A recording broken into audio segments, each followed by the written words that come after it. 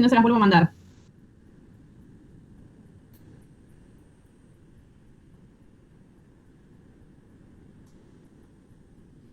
Sí, ahí llegó la diapositiva. ¿Llegó? Genial. ¿Ven ustedes ahí mi pantalla? Sí, Perfecto. Bueno, bienvenidos a esta cursada de obstetricia. Para nosotros, en momento que no solemos tener cursada de obstetricia, así que me llamó la atención que tuviéramos cursada de la UBA para este momento del año, pero bienvenidos. Nos va a tocar una cursada ahí mundialística. Bueno, mi nombre es Ariana Santillán, yo soy médica ginecóloga y obstetra, trabajo en el Hospital Argerich y después en el medio privado. Voy a verme con ustedes en 2 oportunidades durante la cursada. La primera es para modificaciones gravídicas, tal vez la clase para los obstetras más embole, pero para todos los que no vayan a hacer obstetricia, es como la clase que no puedo dejar de saber, porque hagan lo que hagan, créanme que no importa qué especialidad, siempre genera miedo atender a una embarazada, ¿sí? Y no entiendo por qué, pero supongo que es por el desconocimiento que cada vez que aparece en una guardia una embarazada, no importa su motivo de consulta, todos corren a buscarnos por las dudas. Así que clase importante y materia importante, no importa qué hagan después. ¿Hay alguno que ya sepa que le gusta obstetricia o ya cursaron gineco y les gustó? Sí, a mí. Bien. ¿Dónde cursaste gineco? En Wilde. En Wilde. Bueno, la vida de la tocoginecología es sacrificio. Mi ciela, si te gusta, tenés que ir sabiendo que debemos ser de las especialidades que menos duermen. Te diría que dormimos menos que cirugía general. Así que, si te gusta, bienvenida, pero hay que bancársela, ¿sí? Bueno, vamos a dividir esta clase en 2 partes. Una parte de modificaciones generales, gravídicas, y otra parte de las modificaciones locales. Independientemente de que yo les dije la clase, como siempre, y como me imagino que les habrán dicho en todas las materias, es de buena práctica que tengan algún libro, ¿sí?, de texto del que puedan estudiar y puedan leer, ¿sí? Bueno, modificaciones generales, yo creo que si pusiéramos a una embarazada parada al lado de ustedes y le dijéramos ponete en posición anatómica y miremos y hagamos un corte coronario, un corte sagital, la mayoría de ustedes, aunque no sean médicos, hay un montón de cosas que si yo les muestro una foto, me las podrían describir. Y bueno, a priori lo primero que podemos decir es que por supuesto que va a haber modificaciones anatómicas y fisiológicas que van a tener que suceder en el curso de un embarazo en mayor o menor respuesta y también dependiendo de si es un embarazo simple o si es un embarazo múltiple y en oferta a la demanda metabólica que va a imponer el feto. Si hacemos un corte sagital de una mujer embarazada, ¿qué grandes cosas vamos a ver? Por supuesto que aparece un órgano que antes ocupaba la excavación pélvica, ¿sí?, y estaba dentro de la abertura de la pelvis, que ahora pasa a ocupar la cavidad abdominal e inclusive pasa al hemiabdomen superior. Para que un órgano que estuviese en la cavidad pélvica pase al hemiabdomen superior, por supuesto que todos los otros órganos que están ocupando ahí esa cavidad abdominopelviana junto con el útero tienen que empezar a desplazarse. Y en ese desplazarse va a haber un montón de los síntomas que experimenta una mujer embarazada que van a tener su explicación justamente en esa modificación anatómica. Si miran a simple vista y las vamos encerrando a lo largo de la clase, vamos a ver de superior a inferior que hay una horizontalización del diafragma, que hay un cambio en la ubicación de la curvatura menor y la curvatura mayor del estómago, que las asas intestinales van a estar desplazadas hacia los laterales y hacia el superior, y que por supuesto el trígono vesical y la ampolla rectal van a sufrir modificaciones también en función de cómo ese embarazo vaya progresando trimestre a trimestre. La primera modificación, que es fácil de observar, se relaciona con el sistema musculoesquelético. Si todos vemos caminar, si nos dijeran caminar como una embarazada, todos sabemos qué hacer, ¿no? ¿Qué haríamos si caminamos como una embarazada? Lo primero que harían, ¿qué sería? Como en la foto, agarrarse la cintura. Sostenerse la cintura. Y eso tiene un sentido y un porqué. Si alguno cursó anato en cátedra 1, bueno, yo cursé hace muchísimos años, pero supongo que algo de eso de sostener, cátedra 1 se caracterizaba por hacerte estudiar biomecánica. Y te hacían estudiar un libro, que lo padecí, se llamaba Capanchi, y te hacían estudiar justamente esto, trígonos de sustentación. Nunca en mi vida imaginé que muchos años después, en mi carrera, iba a pensar en esto y lo iba a usar para explicarles justamente eso. El trígono de sustentación de una persona adulta, vieron que siempre ponemos el ejemplo de 70 kilos, 1,70 m, 70 kilos, el trígono de sustentación va a estar dado por sus metatarsianos y por el calcáneo, ¿sí? Y forman un triángulo sobre el cual se dan los puntos de apoyo y en conjunto con los puntos de apoyo la separación entre los 2 pies. La embarazada, como pasa a tener un cambio en su bipedestación, porque cambia el eje que tiene de gravedad, desplazándose, justamente porque aparece un útero grávido que la desplaza hacia adelante y la columna dorsolumbar la acompaña, tiene que cambiar su trípode de sustentación. En ese cambio de trípode de sustentación, el primer cambio que vemos es que la embarazada camina con las piernas mucho más abiertas que cualquier otra persona. Y uno a veces atribuye eso a que, por supuesto, que la masa se vuelve más pesada, se vuelve balanceada, el útero pesa, pero más allá de que el útero pese y de que tenga que ver con algo puramente que puede explicarse por el peso del útero y de las membranas ovulares, tiene que ver con que justamente cambió su trípode, ¿sí? Y aparece la lordosis lumbosacra, que medio gracioso se lo llama el orgullo de la embarazada, que es que la embarazada saca la panza para adelante, y saca la panza para adelante en un intento de sostener ese equilibrio, ¿sí? Más allá de este cambio en el trípode de sustentación que experimenta la embarazada, imagínense mucho más en una embarazada de tercer trimestre, mucho más si es un embarazo gemelar, o si es un embarazo con polidramios, que es un aumento del líquido amniótico, o si es un embarazo de un feto macrosómico, que pesa más de lo que debería.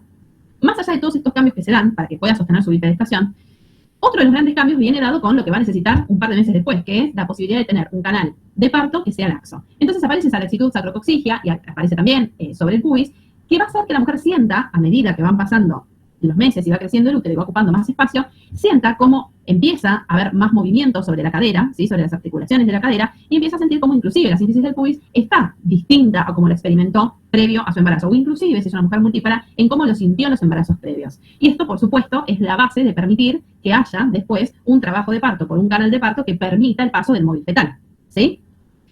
Y algo que es un motivo de consulta muy frecuente y que si yo no conozco un poco sobre la fisiología y los cambios que le suceden a una embarazada asusta, es que la embarazada suele consultar porque tiene, por ejemplo, hormigueo en los dedos de las manos, hormigueo bilateral, ¿sí? ¿Qué creen ustedes que sería la explicación para que una embarazada tenga hormigueo bilateral?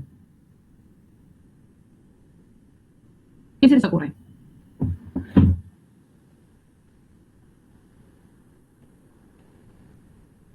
Que se esté comprimiendo algún nervio. Que esté comprimiendo algún nervio, bien, tiene que ver con el sistema nervioso y tiene que ver con que si la mujer desplaza las articulaciones lumbosacras y aparece esa lordosis, una hiperlordosis exagerada compensatoria, ¿se acuerdan de qué era la caudequina? ¿Se acuerdan de anato de eso? Los últimos filetes nerviosos que terminan de la médula espinal. Lo que se produce es un estiramiento de la caudequina. Y durante el estiramiento de la caudequina y la hiperlordosis lumbar, lo que va a generar es una repercusión sobre el plexo braquial. Y al repercutir sobre el plexo, va a generar sensación de hormigueo o entumecimiento en las extremidades distales de los miembros superiores, ¿sí? Si yo no conozco mucho de cómo funcionan fisiológicamente los cambios del embarazo, ese es un motivo de consulta que suele asustar. Sin embargo, si le explicamos a la embarazada que a lo mejor si cambia de posición un rato, si trata de levantar más los brazos, de tratar de hacer algún ejercicio de relajación y demás, probablemente ese entumecimiento cese. ¿Y qué pasa con el aumento de peso de una embarazada? ¿Será lo mismo que me embarace yo, a que se embarace Pampita? ¿Qué les parece? Yo les cuento, yo puedo medir 1,70 m y peso 72 kilos. ¿Será lo mismo que se embarace ella que me embarace yo? ¿Espero lo mismo de la ganancia ponderal de esa embarazada que empieza con 70 kilos con un índice de masa corporal de 23, que la que empieza con 17, que la que empieza con 30? No, va a ser distinto porque es un porcentaje del peso de la paciente lo que aumenta. Creo que es el 15%. Sí, si bien hablamos de porcentajes, el porcentaje depende, por ejemplo, un montón de si tenés un embarazo simple o un embarazo doble, y de si tenés o no alguna otra situación que hace que tengas más peso en membranas ovulares, más líquido, un chico macroestómico. Lo que sí sabemos es que tenemos un rango de peso que le podemos permitir de ascenso a una paciente según el momento de cómo está su índice de masa corporal al inicio de esa gestación.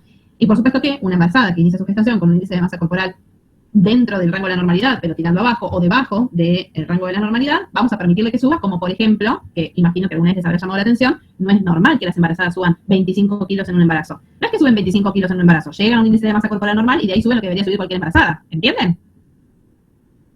Piensen que la demanda metabólica que hay en un embarazo es enorme y es altísima, entonces ese aumento de peso exagerado viene dado justamente porque arrancan el embarazo con un índice de masa corporal que no es el correcto, ¿sí? Tampoco es gratuito para el cuerpo que hagamos eso, pero bueno, sucede. Lo ideal es que si uno empieza su embarazo con un rango de peso acorde y un índice de masa corporal dentro de lo que consideramos en parámetros normales, lo normal es que se suba entre 9 y 11 kilos. Y para aquellas mujeres que empiezan su embarazo con sobrepeso o inclusive con obesidad, siempre les recomendamos que tienen que subir lo que aportamos con el crecimiento de un útero, membranas ovulares y un feto, no más de 5 kilos, ¿sí? Ahora, una embarazada que empieza su embarazo con obesidad o con sobrepeso, ¿yo puedo indicar una dieta restrictiva y el descenso de peso durante la gestación?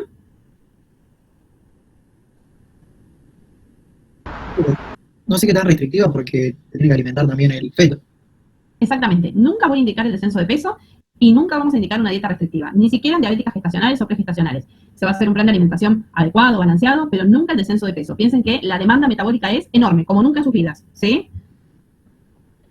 ¿Y de qué depende ese aumento de peso? Bueno, el aumento de peso depende de varios factores. Por un lado hay una placenta, que es un órgano de novo que se forma pura y exclusivamente que para sostener ese embarazo. Aparece un niño, un feto que va a crecer y va a ocupar lugar y va a pesar promedio 3,5 kilos y aparece el líquido amniótico, ¿sí? Todo eso, más o menos 3,5 litros en metabolismo hídrico en volumen va a ocupar.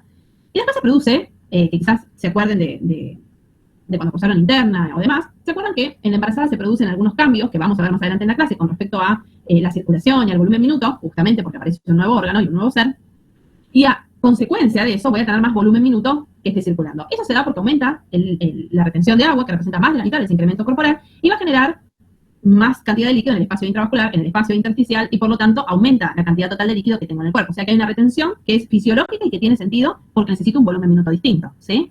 Que eso es lo que muchas veces les explicamos a las embarazadas, que es muy normal que en los primeros días del puerperio, en los primeros días del nacimiento de sus bebés, noten que pierden rápidamente mucho peso, obviamente primero porque el útero se achica, sale el chico, sale la placenta, pero aparte porque empieza una pérdida de líquidos importante, ¿sí? Y es muy normal que en los primeros días del puerperio las mujeres estén realmente muy edematizadas y hagan mucho pis. Y lo que hay que explicar es justamente esto. Todo ese líquido que necesitamos en el embarazo y que estuvo de más, se va a reabsorber. Como les decía, la retención de agua representa más de la mitad del incremento del peso corporal. Ahora, esto tampoco, no todo lo que brilla es oro. Si yo estoy en bipedestación y les contaba que aparece esta hiperlordosis lumbar y aparece una modificación de tu tipo de sustentación, empieza el estancamiento venoso. ¿Por qué? Porque el útero va a estar apoyado sobre los grandes vasos. Y de hecho, cuando vean más adelante en algunas clases algo de monitoreo y demás, existen maniobras de reanimación intrauterina fetal, que por ejemplo es movilizar el útero para descomprimir, o rotar hacia el cúbito izquierdo para descomprimir los grandes vasos. Si aparece el estancamiento venoso y toda esa sangre queda sobre los miembros inferiores, mi cuerpo lo sensa como una disminución del volumen efectivo, del volumen circulante y por lo tanto del gasto cardíaco. Si mi cuerpo, esto se lo acuerdan de la vida de fisio, si mi cuerpo sensa menor volumen minuto y menor gasto cardíaco, ¿qué va a ser lo primero que va a hacer mi cuerpo? Retener más líquido. Por lo tanto empieza un círculo vicioso, sobre todo en el tercer trimestre, de edemas, mucha orina durante la noche, mucha nicturia y finalmente un puerperio con edemas que resuelven con más diuresis. Dentro de los cambios generales que se producen, otro de los cambios que a simple vista es fácil de ver, son los cambios que se producen en la piel.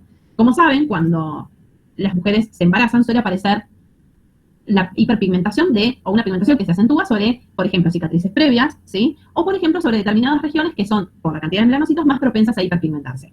Y eso es la cara, ¿sí? Aparece como si fuese un melasma, como, bueno, que de hecho lo llamamos melasma, pero que se asemeja a las alas de mariposa del lupus. Aparece mayor pigmentación en las areolas del pezón. Aparece mayor pigmentación sobre la línea alba, sobre la línea media del abdomen, sobre los genitales externos. Cambian francamente de color los genitales, ¿sí? Toman una coloración mucho más oscura y se vuelven mucho más congestivos de lo que fueron previo al embarazo. Y es importante conocer que esta hiperpigmentación, que es bastante notoria en algunas mujeres más que en otras, suele ser temporaria y suele desaparecer una vez que el embarazo llega a su finalización. ¿Y por qué? Porque tiene una acción que es por la melanocorticotrofina, ¿sí? Que se ve aumentada porque recuerden que varias de nuestras hormonas comparten su subunidad alfa, pero no la beta. ¿Se acuerdan de eso? ¿De endocrino? Los estoy haciendo pensar en los primeros años, ¿no? Sí. Pero ¿se acuerdan que compartían la subunidad alfa, ¿sí? No la beta, y dentro de compartir o tener una semejanza en sus cadenas que las conforman, eso genera algunos efectos que también vamos a ver después, por ejemplo, en la glándula tiroides. ¿Y qué pasa también? Se vence la elasticidad y pueden aparecer también las estrías, ¿sí? Otra de las grandes cosas que es motivo de consulta en la mujer embarazada. Ahí les puse para mostrarles algunas imágenes de cómo va cambiando a lo largo que avanzan los trimestres el aumento de la areola del pezón. Acuérdense que hablamos de complejo areola-pezón, una cosa es la areola, otra cosa es el pezón, y cómo aparece también la sobredistensión, la pigmentación de la línea alba, y por supuesto que a mayor cantidad de melanocorticotrofina y de melanocitos que yo tenga en mi piel previamente a embarazarme, mayor va a ser la pigmentación, como por ejemplo, mujeres de tez más oscura, ¿sí? Lo que les decía con respecto a las estrías, sí, ese es como un motivo de consulta, dependiendo del medio en el que trabajo, a veces son los motivos de consulta que tenemos, tal vez es el motivo de consulta que más se da en el medio privado, y no tanto en el público, porque preocupa menos, porque tienen menos chances de ocuparse, porque les preocupan otras cosas, porque tienen menos recursos para hacer otros tratamientos, ¿sí? Digamos que hay una predisposición genética a que las estrías aparezcan y es casi que inevitable que puedan llegar a aparecer. Lo más importante es mantener una hidratación tan fuerte como pueda durante todo el embarazo. Hay mujeres que inclusive por el tipo de test que tienen, se ponen vaselina sólida sobre la panza, ¿sí? Y es importante, como siempre, diferenciarlas si son estrías recientes o si son estrías antiguas. La verdad es que una vez que se instalan, es difícil que puedan regresar. Ahora hay actualmente muchos tratamientos, inclusive con células madre para aplicar sobre las estrías. Nada, lo más importante es mantener la piel hidratada, pero la verdad es que, y por supuesto, intentar no tener un cambio brusco de peso durante el embarazo, ¿sí? Desde ya que hay algunas situaciones que van a favorecer que las estrías aparezcan, que son inevitables. Por ejemplo, embarazos múltiples, es casi inevitable que las estrías estén, o por ejemplo, embarazos con polidramio, ¿sí? Un aumento marcado del líquido amniótico mayor al que debería estar, casi que inevitablemente va a generar la distensión de la piel. También aparece la hiperhidrosis, es normal que las mujeres embarazadas transpiren, ¿sí? Transpiran mucho más que lo que uno esperaría, y también es cierto que tienen más volumen de minuto y se vuelven como hipersecretantes. Aparece muchas veces como una mayor predisposición al acné, sobre todo en mujeres que lo tuvieron previamente, y aparece también más secreción sobre la vulva. Es normal que las mujeres embarazadas tengan mucho flujo durante todo su embarazo. Y algo que también aparece, y es un motivo de consulta frecuente, y es temporal también, es el aumento del lanugo. Es decir, por las hormonas que se van generando durante el embarazo, que son hormonas no masculinizantes, pero que son hormonas más relacionadas con la testosterona, lo que va a pasar es que va a aparecer un vello como nuevo, finito, delgado, clarito, en lugares donde antes no teníamos. Por ejemplo, más pelo sobre el bozo, más pelo en la cara, más pelo alrededor de la areola del pezón, y ese pelo se suele ir al finalizar el embarazo. Hasta acá medio que les estoy diciendo que la embarazada se convierte en el hombre lobo.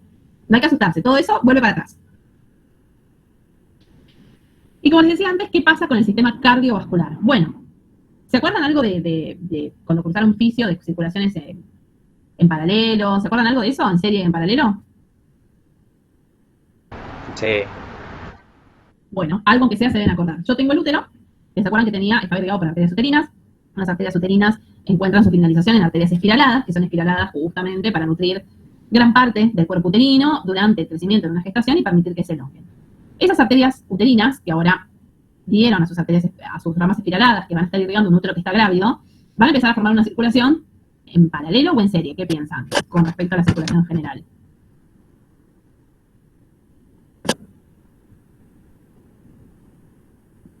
Pueden equivocarse, no pasa nada. Y va a aumentar las que son en paralelo, habiendo más Exacto. resistencia. Exactamente, van a aumentar las que estén en paralelo. Al aumentar las que estén en paralelo, dentro de las cosas que van a ir pasando, algunas las vamos a ver después, viene a jugar lo que yo les decía antes. Si yo voy a tener un nuevo órgano que va a ocupar un volumen importante, que va a tener un nuevo feto al que vamos a irrigar y a nutrir por un sistema de vasos que antes no estaban funcionando de esa forma, voy a necesitar inevitablemente, explicado con palabras simples para el que se perdió en la explicación del simple paralelo, voy a necesitar inevitablemente más líquido que circule por ese lugar. Y eso no lo voy a encontrar de otra forma más que con un aumento del gasto cardíaco. Y esto se da desde semana 5, ¿sí? No es que espero a que el embarazo avance demasiado. Semana 5 empieza a haber cambios en el sistema cardiovascular. Lo primero que va a pasar es que va a disminuir la resistencia venosa periférica y va a empezar a aumentar la frecuencia cardíaca, porque lo que trata de intentar es, bueno, con la misma volemia que tenemos, hay que irrigar un feto nuevo, ¿sí? Y entre la semana 10 y la semana 20 se produce un aumento significativo del volumen plasmático con el verdadero aumento de la precarga en el embarazo. Por supuesto que esto trae aparejadas cosas fisiológicas que van a pasar. Por un lado, el aumento de la tensión arterial, entre 10 y 20 milímetros de mercurio, ¿sí? Y esto que yo les decía de la disminución de la resistencia venosa, que al mismo tiempo empieza a ser como el círculo vicioso con el edema, ¿sí? Ahora, ¿qué piensan ustedes que va a pasar? Piensen en esta situación. Yo tengo un útero, no hay contracción en ese momento, ¿sí? Un útero que no está teniendo contracciones. El útero está irrigado por todas esas ramas espiraladas que están en paralelo. Yo ya sé per se que si yo tomo la presión en esos momentos, fuera de una contracción, va a estar 10, 20 milímetros de mercurio más alta que en una mujer no embarazada porque tengo una precarga aumentada. Si yo genero una contracción en el útero en ese momento, estoy teniendo una contracción en trabajo de parto, ¿qué pasa con esa volemia? ¿Dónde queda la volemia esa?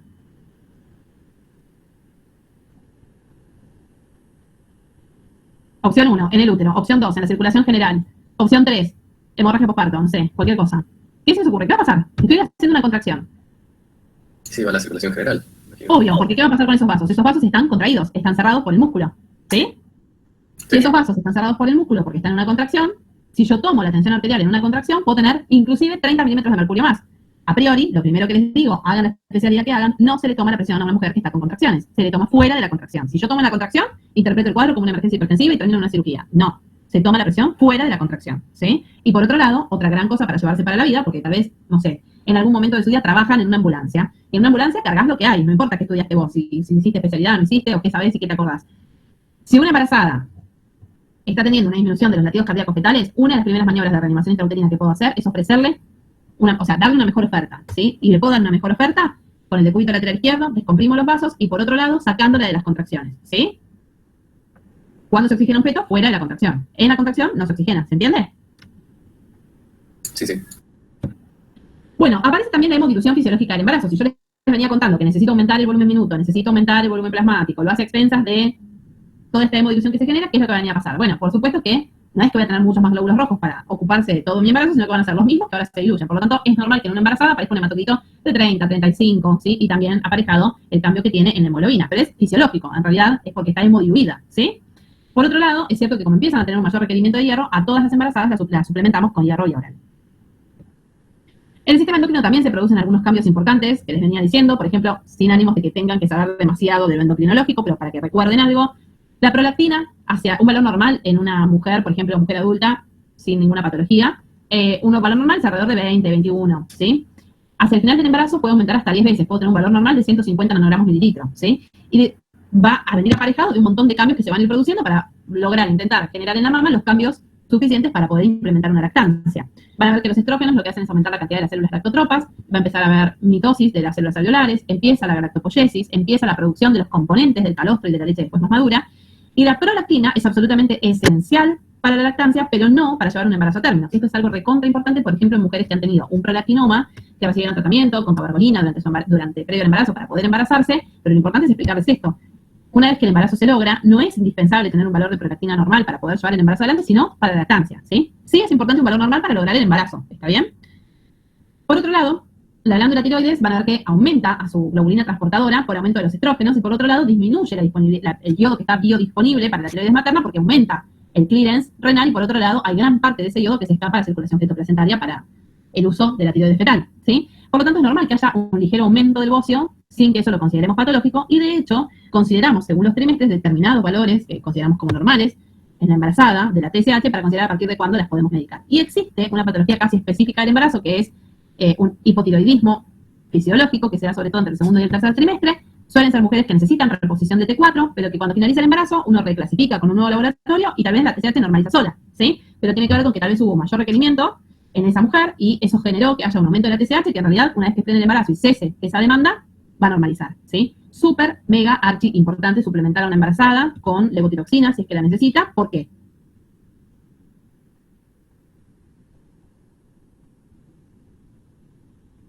¿Qué puede pasar si yo no suplemento a una embarazada que necesitaba levotiroxina con la levotiroxina?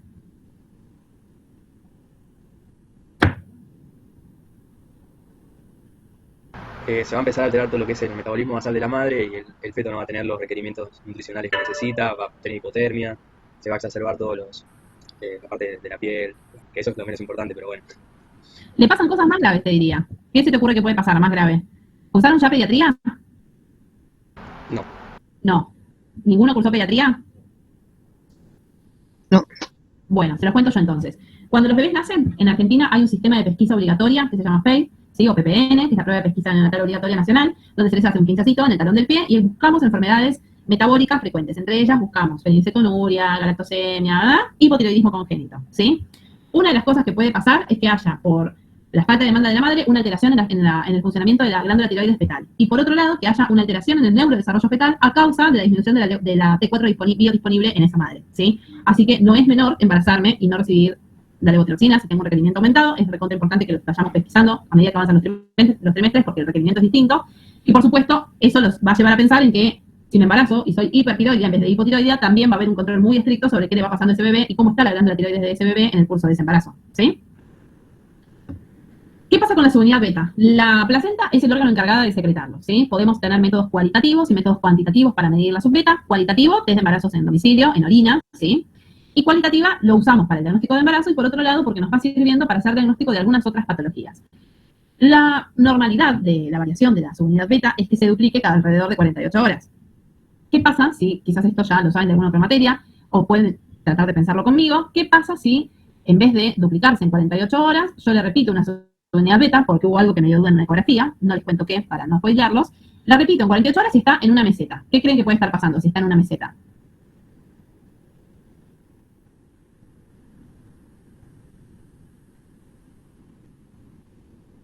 Que se haya ¿Aparece una mola?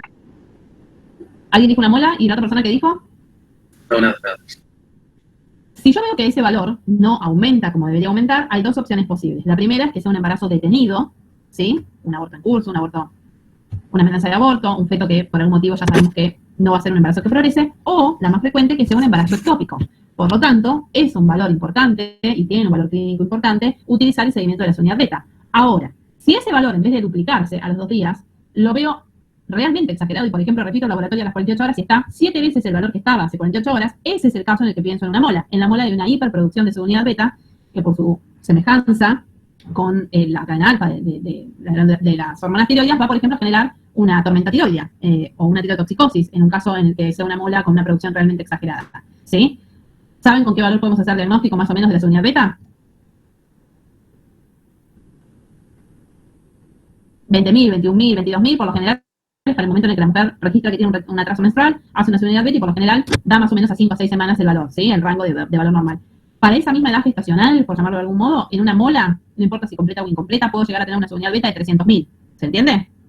Así que súper importante el valor clínico de la subunidad beta. Con respecto a las suprarrenales, van a ver que aumenta la cantidad del cortisol plasmático, que va a venir a regular el metabolismo de los hidratos de carbono e influir en la producción de la insulina. La producción de la insulina en el embarazo va a sufrir algunos cambios y vamos a ver que en el embarazo se caracteriza por ser durante el primer trimestre hipoglucemiante, sobre todo durante el ayuno, ¿sí? E hiperglucemiante en el postprandial con un hiperinsulinismo que es compensatorio. Por otro lado, se produce un aumento de la resistencia periférica de la insulina para asegurarle el aporte al feto, ¿sí? Porque necesitamos asegurarle un aporte sostenido. Por lo tanto, ahí es donde empieza a jugar su rol la hormona lactógeno placentaria, ¿sí? Piensen que todo el cuerpo lo que va a ir a generar es, no importa qué vaya pasando con el metabolismo materno, va a asegurar el crecimiento fetal, ¿sí? Con respecto al sistema urinario también se producen algunos cambios. Desde el momento en el que se inicia el embarazo, ¿se acuerdan que yo les conté que empezaba ya desde semana 5, semana 6, el aumento del volumen circulante? Eso va a generar que, por lo tanto, haya un mayor volumen de filtrado glomerular. La excreción tubular, si yo estoy en el cúbito lateral, va a ser la misma que si no estuviese embarazada. Pero cuando empieza la compresión es donde empieza a haber una retención o una dificultad en la excreción y por lo tanto aumenta el residuo posicional, ¿sí? Sí, bueno, y también esto que yo les decía, cuando la mujer se coloca el decúbito dorsal, empieza la reabsorción de líquido de la bipedestación, y por supuesto que aparece la nocturia. Ahora, ¿qué pasa con el aumento del residuo postmiccional? Si yo tengo una mujer que está embarazada, que va a tener mayor volumen de filtrado glomerular, ese volumen de filtrado glomerular inevitablemente va a generar que por el crecimiento del útero haya compresión y haya más residuo. ¿Cuál es la consecuencia inmediata que eso va a generar? Aumento de infecciones urinarias. No solamente porque hay más residuo postmiccional, sino porque por la acción de la progesterona, todos los esfínteres del cuerpo pierden tono, y al perder tono se genera una mayor posibilidad de ascenso de gérmenes por la uretra. Por otro lado, va a haber una dilatación bilateral pielocalicial, que es normal y es fisiológica, y es mayor del lado derecho que del izquierdo, y tiene que ver con la longitud de los elementos suspensorios del útero, de los elementos que sostienen el útero, que van a ser esa dextrorotación que se genera del útero y comprima más de un lado que del otro, ¿sí?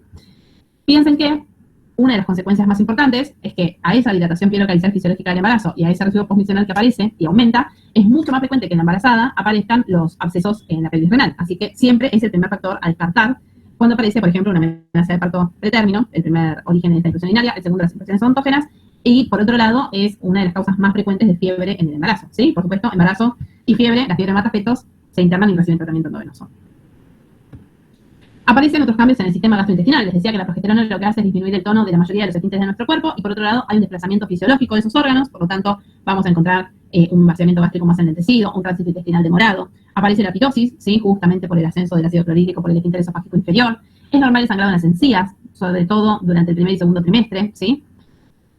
Aparecen las hemorroides, no solamente por el aumento del volumen circulante, sino por el aumento de la presión que se genera sobre los vasos de la pelvis, y por la compresión que genera el útero sobre los vasos de la pelvis. Es muy frecuente que haya un cólico biliar en el embarazo, sobre todo en mujeres que ya tenían un factor predisponente para una vesícula biliar con un tránsito enlentecido, o bien que ya tuviesen litos en su vesícula. Es muy frecuente en el tercer trimestre el cólico biliar. Y por otro lado, aparece tal vez de las cosas más frecuentes que uno conoce de la práctica diaria, que son las náuseas, ¿sí? Sobre todo de la predominio por la mañana, vómitos, modificaciones en el gusto, ¿sí? Y ese apetito selectivo que se va dando en el embarazo responde prácticamente y únicamente a los cambios hormonales. Por lo general, una vez que cesa el embarazo, esos alimentos que generaron, por ejemplo, aversión y no eran tolerados, vuelven a ser tolerados. Hasta acá con modificaciones generales. ¿Qué pasa con las locales? Bueno, el útero, ¿se acuerdan que es un órgano que tiene forma de pera invertida? Va a estar dentro de la cavidad uterina y va a pasar a tener, hacia medida que avanza el embarazo, una forma piriforme, más asimétrica de un lado que del otro, depende de dónde se implantó el embarazo, hasta llegar a tener una forma esférica, ¿sí? Puede aumentar su volumen hasta 24 veces, por lo tanto, piensen que va a pasar a ocupar inclusive un embarazo de término, un embarazo un embarazo gemelar, va a estar inclusive casi en contacto con el diafragma, ¿sí? Lo mismo que les decía antes, va a empezar a ocupar espacio y cambiar su forma. Y existen algunas maniobras semiológicas que nos permiten darnos cuenta si hay sospecha de un embarazo o no. Por supuesto que para encontrar algunos de estos signos semiológicos tuve que haber hecho tantos tactos vaginales como se les ocurran, como para poder identificar el cambio en el fondo del saco vaginal. ¿Se acuerdan que la vagina tiene un fondo de saco anterior, posterior y dos fondos de saco laterales? En un útero no grávido, ¿sí? El signo de Noble Budin es negativo. ¿Qué significa eso? Que yo puedo prolongar con mis dedos hacia el fondo del saco y tocar el fondo del útero, las paredes del útero y la prolongación del cuello del útero hacia intrapélvico y no sentir que haya ninguna modificación. Cuando el útero está grávido y empieza a haber una modificación en el volumen y en la forma del útero, puedo sentirlo sobre el fondo del saco, la impronta de ese útero que está creciendo. Otra situación en la que ese signo es positivo y no por embarazo, por ejemplo, una miomatosis uterina, ¿sí? Y aparecen algunos signos locales. Se reblandece el istmo, se reblandece el cuello del útero, cambia su consistencia, lo que yo les decía antes, la pelvis se vuelve enteramente congestiva, ¿sí? Aparece el signo de Pistacek, que es la simetría donde se implantó ese embarazo, del lado en el que se haya implantado aparece como un cuerno mucho más pronunciado. El signo de Noble Budin, que es lo que les decía antes, siento el crecimiento y el cambio de la forma del útero a través de la vagina. El signo de Chadwick, que es la coloración de los genitales externos. Piensen que si toda mi vulva se vuelve más congestiva, inevitablemente tiene más secreción e inevitablemente va a cambiar su coloración. Y por supuesto, el cambio en la consistencia del cuello uterino, que se da ni bien iniciado el embarazo. Un cuello uterino de una mujer no embarazada es en hocico de tenca, ¿sí? Es un cuello resistente, renitente. No es duropétreo porque si fuese duropétreo es un cáncer de cuello, pero tiene una consistencia dura, ¿sí? Un cuello uterino en el embarazo se vuelve un cuello reblandecido y hacia el final del embarazo mucho más porque va a permitir el borramiento y la dilatación para el canal de parto. ¿Qué pasa con el segmento inferior? No sé si lo vieron en algún momento con los que ya cursaron gineco, que es el segmento inferior, o si se acuerdan de su cursada de neonato, pero corresponde a lo que era el istmo, ¿sí? Es una región del cuerpo uterino entre el cuerpo y el orificio cervical interno, que se va a formar pura y exclusivamente durante el embarazo, por el crecimiento del útero y la distensión de las fibras, y es un sector que solamente va a tener fibras musculares sin vasos sanguíneos, es decir, que va a ser un sector que se va a irrigar solamente por imbibición, ¿sí? Y ese sector, que se acuerdan, bueno, capaz se recuerdan si no de histología, que había como una diferencia entre el orificio cervical interno anatómico e histológico, ese sector del segmento inferior va a venir a cumplir una función recontra importante en la obstetricia porque es el sector por el cual hacemos las cesáreas abdominales. Las cesáreas abdominales, la incisión que hacemos se llama histerectomía segmentaria fúndica a lo Moon-Rocker. ¿Por qué hacemos incisiones sobre el segmento? Hacemos incisiones en ese lugar por lo que les decía antes. Si se nutre por indivisión y no tiene vasos propios, tengo menos sangrado que si entro por otra parte del cuerpo del útero. ¿Hay circunstancias en las que voy a tener que entrar por otra parte del cuerpo del útero? Sí, por ejemplo, en un acretismo placentario, ¿sí? Pero en las cesáreas en las que no hay ninguna indicación de entrar por otra parte del cuerpo uterino, entramos por el segmento. Con respecto al cuello, lo que les decía antes es un cuello blando, cianótico, que aumentó su vascularización, ¿sí? Que va a estar hipertrófico, hiperplásico y aparece el ectropion del embarazo. Esto también quizás se acuerden de esto. El epitelio que recubre el canal cervical va a estar mucho más evertido hacia el exocervix y eso va a generar que, por ejemplo, haya sangrado ante traumatismos menores como una relación sexual. Es un motivo bastante frecuente de consulta el sangrado en las embarazadas post-coital. Lo que hay que explicar es que es normal que eso pase, no significa que haya una contraindicación para mantener relaciones sexuales con penetración, sino que obedece a los cambios que se producen en el epitelio del cuello uterino, ¿sí? Los ovarios, recuerden siempre que tienen el cuerpo amarillo al inicio del embarazo. Importante, siempre que veamos el cuerpo amarillo, puedo ver un ovario que está de 7 a 8 centímetros, o sea, puede estar hasta el doble de su tamaño normal. Lo más importante es descartar que eso no sea un embarazo ectópico y ver que hay un embarazo ortotópico adentro de la cavidad del útero, ¿sí? Que eso muchas veces se presta confusión en ecografistas poco experimentados.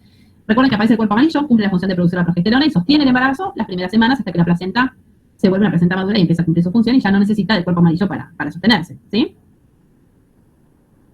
Las modificaciones que se producen en las mamas de hiperplasia va a aparecer la hiperplasia canalicular. Y por otro lado, va a aparecer el crecimiento del lóbulo alveolar, ¿sí? Recuerden que cada poro que tenemos dentro del pezón corresponde a una unidad funcional de la glándula mamaria, que es un conducto galactóforo, ¿sí? Y cada uno de ellos va a funcionar como una unidad independiente. Por eso es importante la rotación del recién nacido en las posiciones en las que se produce la lactancia y el vaciamiento de todos esos conductos, porque cada uno de ellos es una unidad independiente. Que eso, tal vez se lo acuerdan de cuando cursaron gineco, los carcinomas ductales in situ, por qué sí o no las metástasis, ¿no? Responde justamente a que funcionan como unidades independientes unas de otras, son unidades funcionales. Y para ir terminando, recuerden que aparece sobre las mamas, el aumento también del tejido adiposo, aparece más irrigación sanguínea, la red venosa de Haller, sobre todo en las mujeres de tez muy blanca, suele verse muy aumentada y es normal que se vea como la mama congestiva en ese momento y veamos como la impronta de las venas sobre la piel, que el labio aumente de tamaño y se pigmente, que los tubérculos de Montgomery se vuelvan mucho más pronunciados, ¿sí? Que aparezca como un aspecto atigrado en la mama y que aparezca el calostro, inclusive dentro del embarazo, no necesariamente ya en el puerperio. Por ahora, nada más. Si tienen alguna duda con respecto a las modificaciones, me pueden preguntar o algo de lo que charlamos en la clase.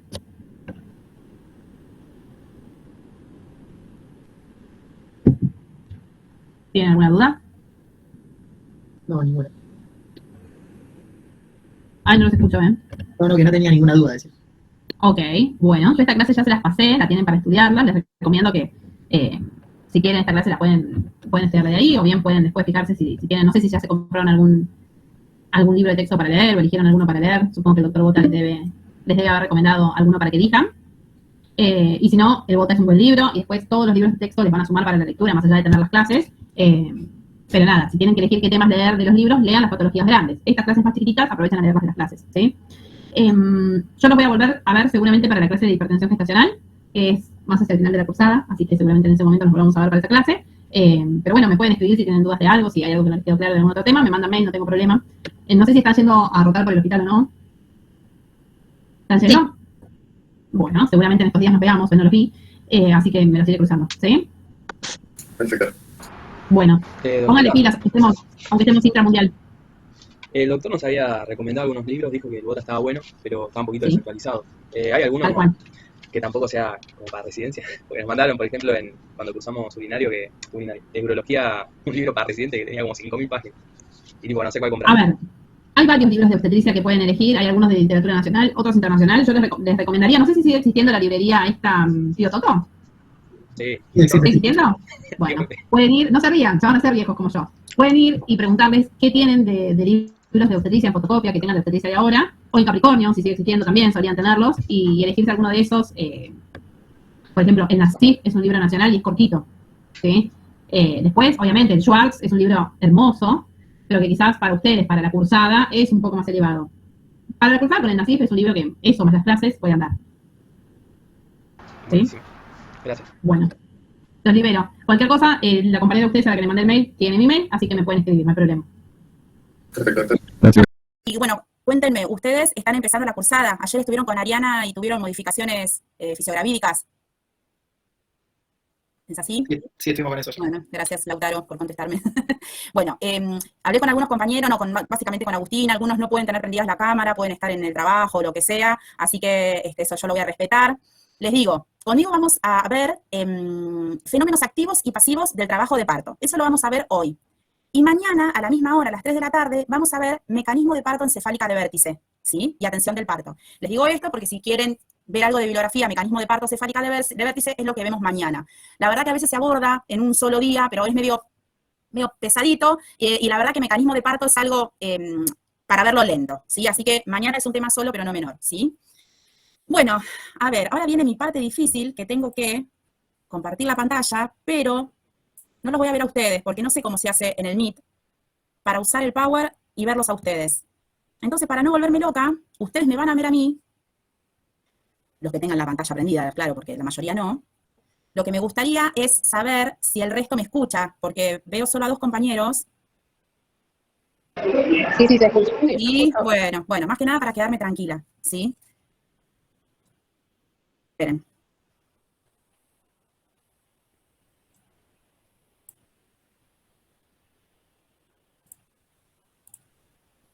Bueno, ¿qué ven ahí? ¿Ven el Power? Sí, ahí se ve, el de trabajo. Bueno, genial. Escuchen, para mí esto es horrible. A mí no me gusta usar el Meet, pero bueno, yo estoy acostumbrada a manejarme mejor con el Zoom. Así que les cuento que yo no los estoy viendo solo mi presentación, ¿sí? Salvo que, esperen, haga esto, ahí vería solo a Franco, bueno, no importa. Yo voy a dar la clase de corrido sin verlos a ustedes, pero cualquier cosa, si me escriben en el chat, díganmelo, ¿sí? O lo hablamos, pero yo no los voy a ver. ¿Dale? Perfecto. Listo. Vamos de nuevo. ¿Ahí ven la pantalla? Sí, se ve. Bien, perfecto. Bueno, arrancamos. Es importante para poder comprender el trabajo de parto, la diferencia entre trabajo de parto, parto y preparto. Acá preparto es un concepto que no está, ¿sí? Pero al entender lo que es el trabajo de parto como el conjunto de fenómenos, ¿sí? Que intervienen para el momento del nacimiento, el preparto, ¿sí? O el periparto serían las modificaciones previas, ¿sí? Al trabajo de parto instalado, donde todavía esas características no tienen la habilidad, la potencia, la firmeza, como para producir la salida del feto por los genitales. Eso sería el preparto.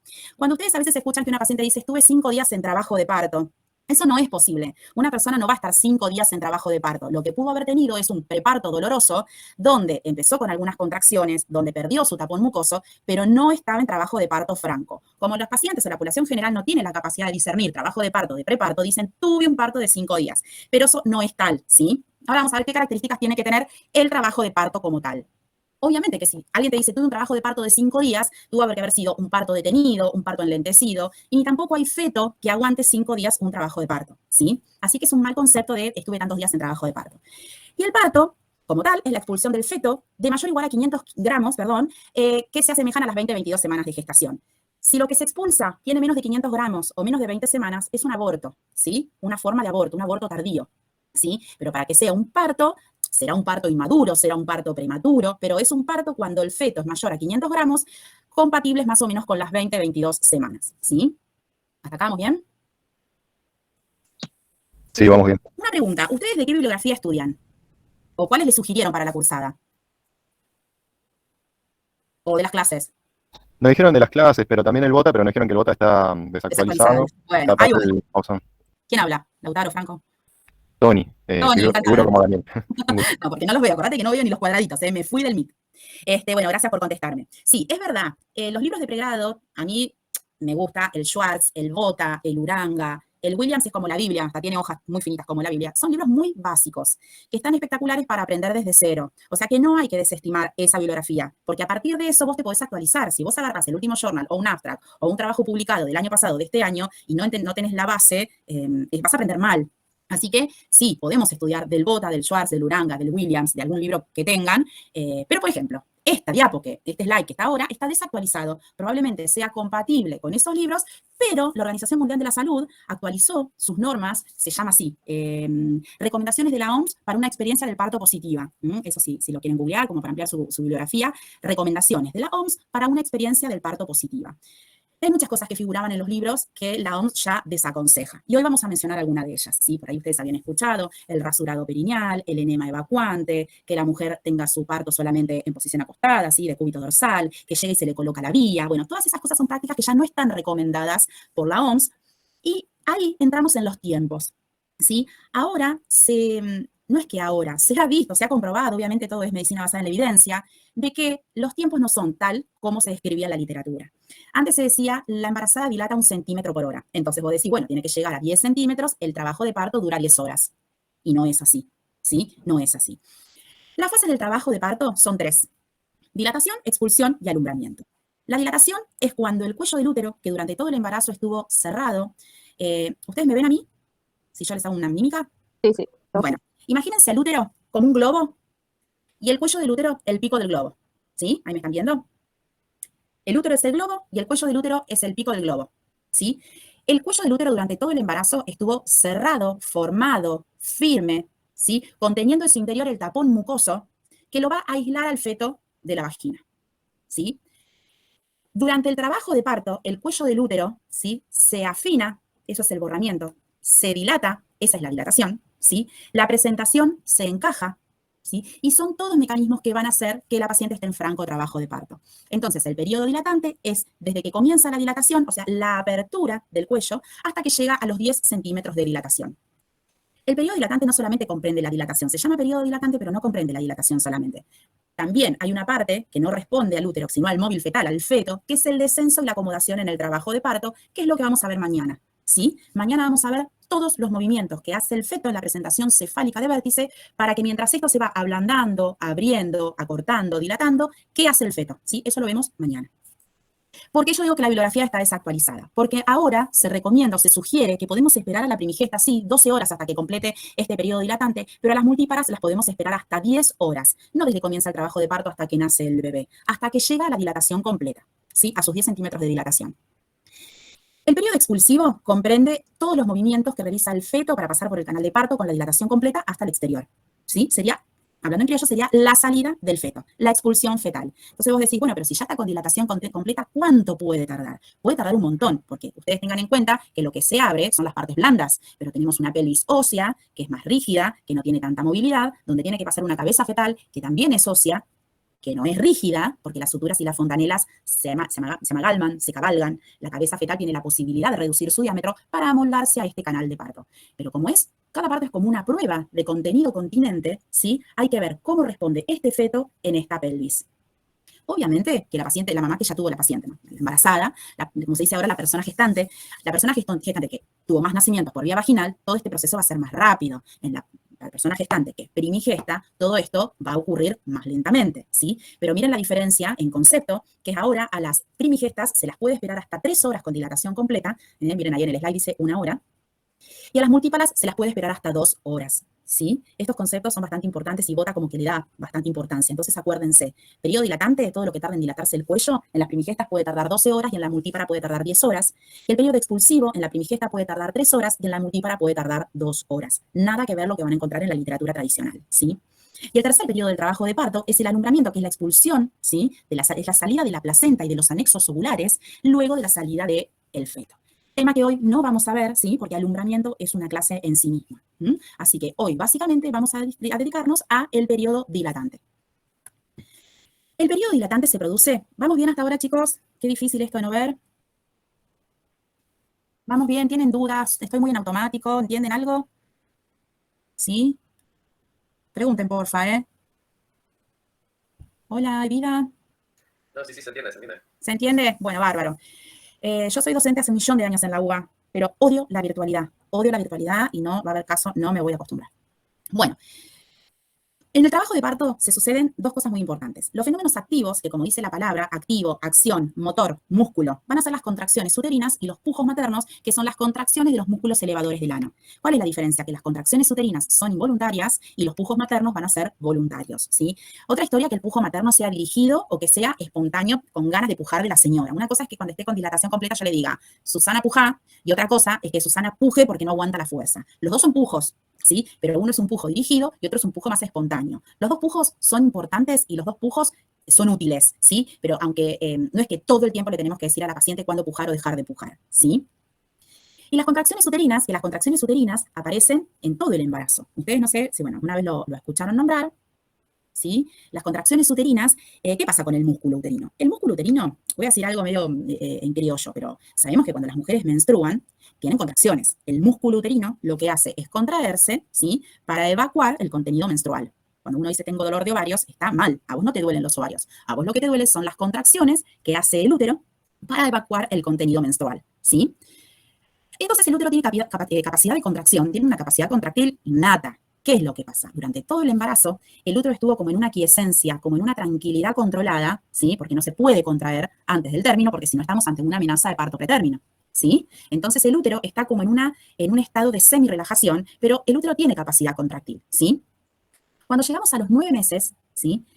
El útero, por la sobredistensión de sus fibras, porque hay muchos cambios hormonales que hacen que bajen las concentraciones de progesterona, que son las que relajan, y aumentan los estrógenos, que son los que favorecen a la contractilidad, por ese cambio hormonal, por la sobredistensión, por la presión que hace la cabecita sobre el cuello del útero, todo hace que se le envíe la información al cerebro, ¿sí? Y la hipófisis, la hipófisis que en su lóbulo posterior almacena la oxitocina, la empieza a liberar, ¿sí? Entonces, esa oxitocina endógena hace que empiecen las contracciones uterinas a los 9 meses. Todo este mecanismo de acción de motor estuvo frenado durante los 9 meses, estamos hablando de un embarazo normal, claramente, estuvo frenado por un montón de mecanismos compensatorios y a los 9 meses desactivan, ¿sí? O al revés, activan este mecanismo. Las contracciones uterinas están presentes durante todo el embarazo, lo van a leer, al principio están las de Álvarez, que son imperceptibles por la madre, están casi todo el embarazo, son de mucha frecuencia, pero de muy, muy, muy baja intensidad, o sea, la madre no las percibe. Después tenemos las contracciones de Braxton-Hicks, que aparecen en la tercera parte del embarazo, o sea, en la segunda mitad del embarazo, que son unas contracciones un poco más intensas, son las típicas contracciones que tienen las mamás a los 8, 7, 8 meses, que dicen, ay, se me vuelve bebé y la panza se me pone dura, me levanto de la cama y la panza se me pone dura, me río mucho y la panza se me pone dura. Bueno, entonces son contracciones ya perceptibles por la madre, pero que no tienen la capacidad de desencadenar el trabajo de parto. Cuando llegamos cerca de la semana 40, las contracciones uterinas tienen estas características. Son más frecuentes, son más intensas, son más regulares, ¿sí? Lo que siempre se conserva es el tono, que sería el estado de semi-relajación que tiene el útero, que permite que el feto pueda seguir haciendo el intercambio de sangre para que, o sea, no corta el flujo entre la placenta y el feto, ¿sí?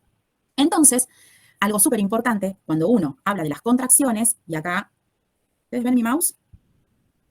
¿Ven el mouse a modo de cursor? Bueno, estas son las características de las contracciones. La intensidad, las contracciones se miden en milímetros de mercurio, ¿sí? La intensidad de las contracciones se miden en milímetros de mercurio. Entonces, las contracciones al principio del embarazo van a ser imperceptibles, después van a ser, miren, en este gráfico de abajo se ve perfecto. El tono, que generalmente es de 10 milímetros de mercurio, es el estado de semicontracción, o sea, la madre siente la panza blanda. Las contracciones de Álvarez o Braxton-Hicks pueden llegar a 20. Y las contracciones de trabajo de parto pueden llegar a 50 milímetros de mercurio, ¿sí? Esas son contracciones dolorosas. La madre, a partir de los 20, 30 milímetros de mercurio, ya empieza a sentir dolor. No es que, siento que me duele la panza, pero no me duele. Siento que se me pone dura, pero no me duele. Ya le empieza a doler. Entonces, las contracciones de trabajo de parto son intensas, son seguidas, este es el intervalo, ¿sí? Se contrae, se relaja, al ratito otra vez. Se contrae, se relaja, al ratito otra vez. Entonces, las contracciones de trabajo de parto tienen que ser intensas, durar más o menos también 50 segundos, 50 por 50. Y este intervalo nunca tiene que dejar de existir. Otro ejemplo vulgar, pero bien gráfico. Ustedes imagínense que durante la contracción al feto le pisan la manguera. El cordón está comprimido por el miometrio, ¿sí? Entonces se corta por unos segundos el flujo útero-placentario, ¿sí? O feto-placentario, ¿sí? Los fetos normales, los fetos sanos que no tienen patología, tienen resto para esto y para mucho más. Los fetos sanos tienen reservas para controlar muchas, muchas horas de trabajo de parto y no hacer bradicardias, no hacer sufrimiento fetal, ¿sí? Estamos hablando en condiciones normales, de fetos sanos y contracciones normales. Otra característica que tienen las contracciones es el triple gradiente descendiente, ¿sí? El triple gradiente descendiente es la característica de las contracciones normales de trabajo de parto, que es triple porque empiezan en el fondo uterino y se propagan hacia abajo. Duran más en el fondo uterino, ¿sí? Y se propagan hacia abajo. Y son más intensas en el fondo uterino y menos intensas hacia abajo. Ustedes imagínense que esta parte del fondo es como que lo que empuja al feto para que su cabecita apoye en el cuello, ¿sí? Vuelvo una para atrás porque acá lo que expliqué es esto. El triple gradiente descendiente, como lo dice la palabra, la propagación es descendiente, la duración es dura más, o sea, propagación, duración e intensidad. Los 3 pilares de la contracción. El tono no está presente en el triple gradiente descendiente, pero es sumamente importante para la vitalidad fetal. ¿Sí? Bueno, características de las contracciones, triple gradiente descendiente. Es lo más importante de la parte de las contracciones. Bueno, y después dijimos que los fenómenos activos del trabajo de parto eran las contracciones uterinas y los pujos maternos. Que los pujos maternos, como dije recién, no están recomendados, ¿sí? Dentro de estas características de las recomendaciones de la OMS para una experiencia de parto positiva. No está recomendado el pujo antes de la dilatación completa. No está recomendado el pujo si el feto está muy alto en los planos de Hodge, si no está descendido, porque la verdad que es cansar a la madre y no son útiles, no tienen ninguna utilidad práctica, ¿sí?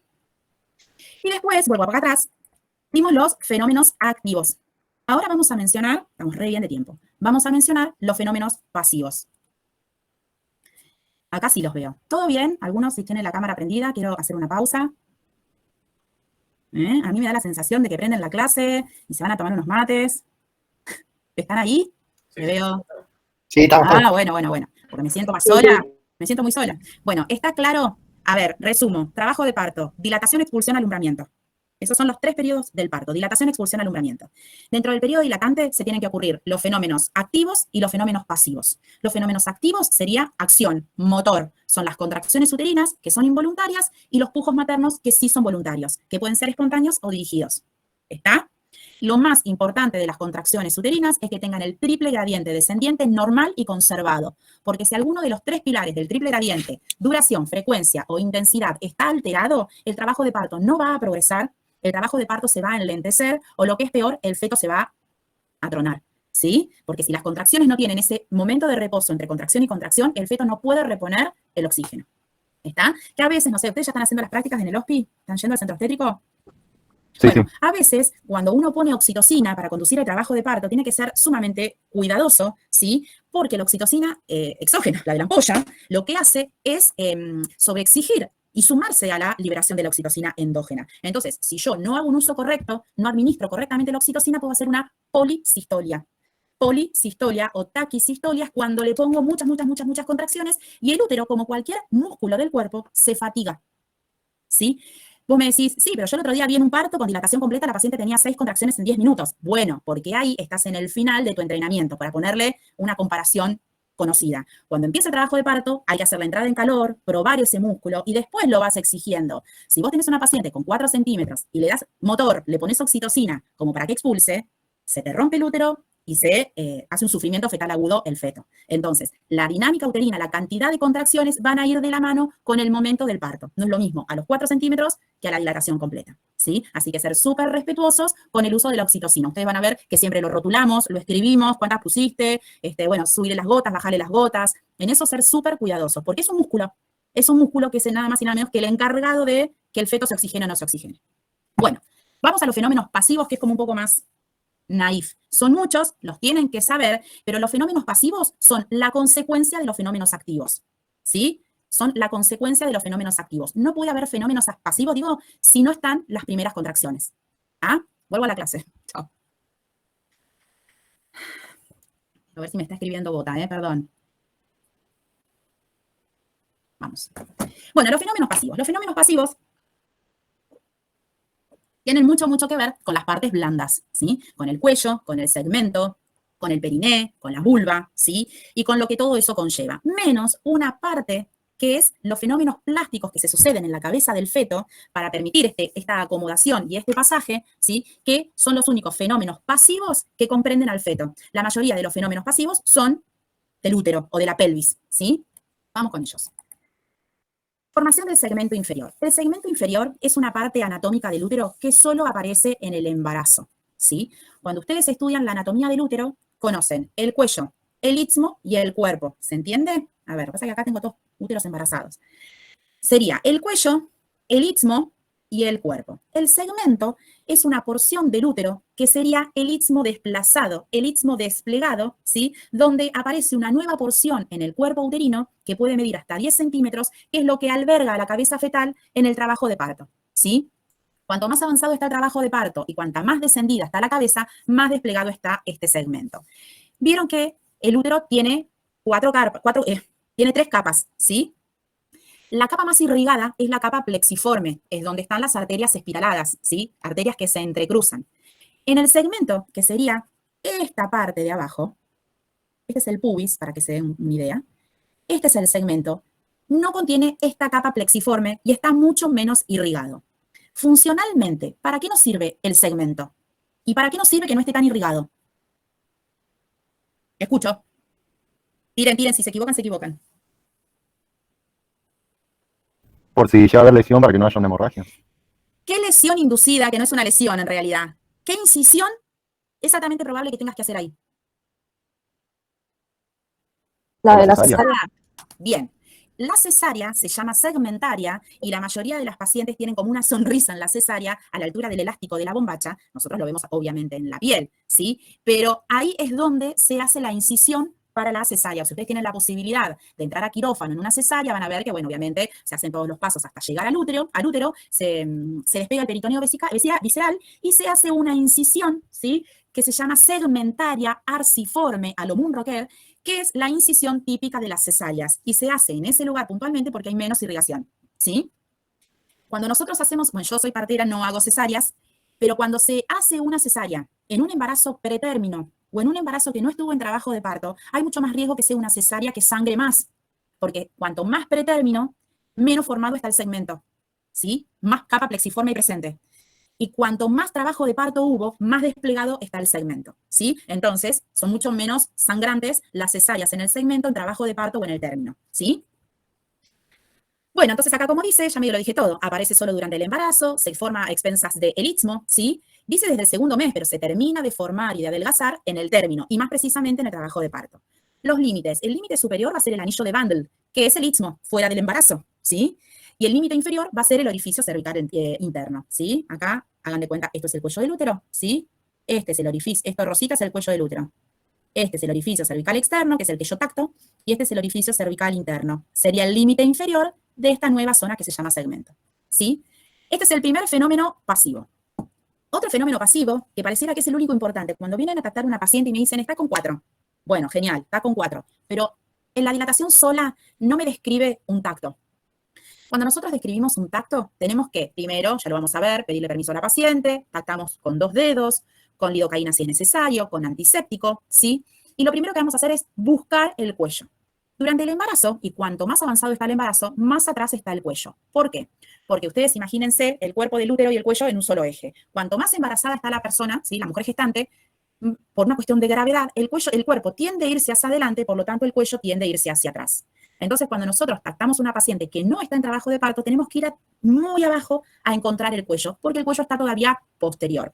Uno de los fenómenos pasivos del trabajo de parto es la centralización del cuello. El cuello se pone más en el eje de la vagina, no está tan atrás, entonces cuando yo lo quiero tocar para ver si está dilatado o borrado, el trabajo de parto me cuesta mucho menos encontrarlo. Ese es el primer punto del score de Bishop, la posición. En un trabajo de parto, el cuello está centralizado.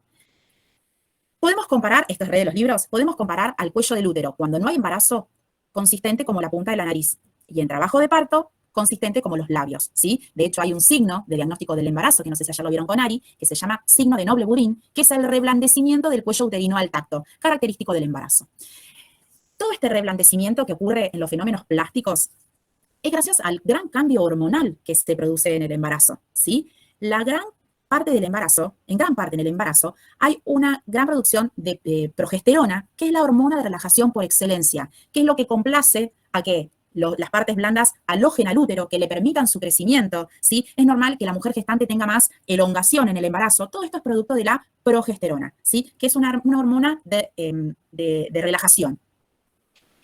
Otro cambio en el cuello del útero es el borramiento, que dijimos que, hoy les puse el ejemplo, embarazo como un globo, el cuello del útero como el pico del globo, se tiene que ir afinando, ¿sí? Ese es el borramiento, que se llama borramiento o acortamiento del cuello del útero, ¿sí? Acá lo vemos en el primero, esperen porque hay otra que se ve mejor, ya voy a volver.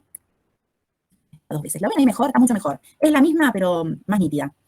Entonces, esto medio lila es la vagina, es donde yo voy a tactar. Hasta acá llegan mis dedos cuando yo tacto, ¿sí? Entonces, este es el orificio cervical externo, este es el orificio cervical interno.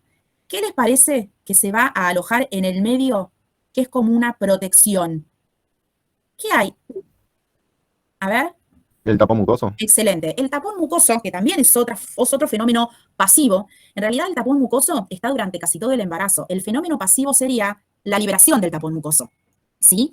El tapón mucoso que se aloja en el cuello uterino, ¿sí? Es como una clara de huevo, ¿sí? Tiene esa consistencia gelatinosa, que es como una barrera natural que va a aislar al feto, ¿sí? Igual acá tenemos otra barrera súper importante, que son las membranas ovulares, la bolsa, ¿sí? O sea que cuando uno, en no trabajo de parto, trata a la paciente, tiene 1000 obstáculos hasta llegar a la cabecita. Primero que nada, el cuello tiene que estar abierto. Ahora le vamos a decir dilatado. Después, tengo que no tener las bolsas, se tiene que haber roto la bolsa. Y recién ahí llego a la cabeza fetal, ¿sí? Tanto en este como en los subsiguientes, no solamente se va ocurriendo la apertura, 1 centímetro, 5 centímetros, 10 centímetros, que sería la dilatación, sino el afinamiento, que sería el borramiento o el acortamiento, ¿sí? Acá está muy, muy gordito, acá menos gordito y acá imperceptible, ¿sí? Entonces, acá estábamos. Fenómeno pasivo número 1, dijimos, la formación del segmento inferior. Fenómeno pasivo número 2, el borramiento y la dilatación del cuello. Si yo no tengo contracciones, no voy a tener ni borramiento ni dilatación. Y acá otra cosa súper importante, anótenla porque es red examen. La primigesta, la primeriza, primero borra y después dilata. ¿Qué significa? Que puede tener el cuello del útero súper acortadito y no tener casi dilatación. En cambio, la multípara borra y dilata a la vez. El cuello del útero se va acortando a la medida que se va abriendo, ¿sí? Primigesta, primero borra, después dilata. Multípara, borra y dilata a la vez. ¿Sí? Acá esto ya lo vimos, dilatación es la apertura del cuello del útero y como consecuencia de este reblandecimiento del cuello del útero, va a perder la señora el tapón mucoso, ¿sí? El tapón mucoso, insisto, estuvo todo el embarazo. El fenómeno pasivo sería la expulsión del tapón mucoso, ¿sí? El tapón se forma al inicio de la gestación, cumple la función de aislamiento, ¿sí? Y es como un antiséptico, es como un aislante que tiene, y al iniciarse las primeras modificaciones cervicales de ablandamiento y de apertura del cuello, o sea, dilatación, deja perder el tapón mucoso, que acá hay que desmitificar, el tapón mucoso no se pierde en forma de bloque, se llama tapón, pero no es que la señora pierde un corcho.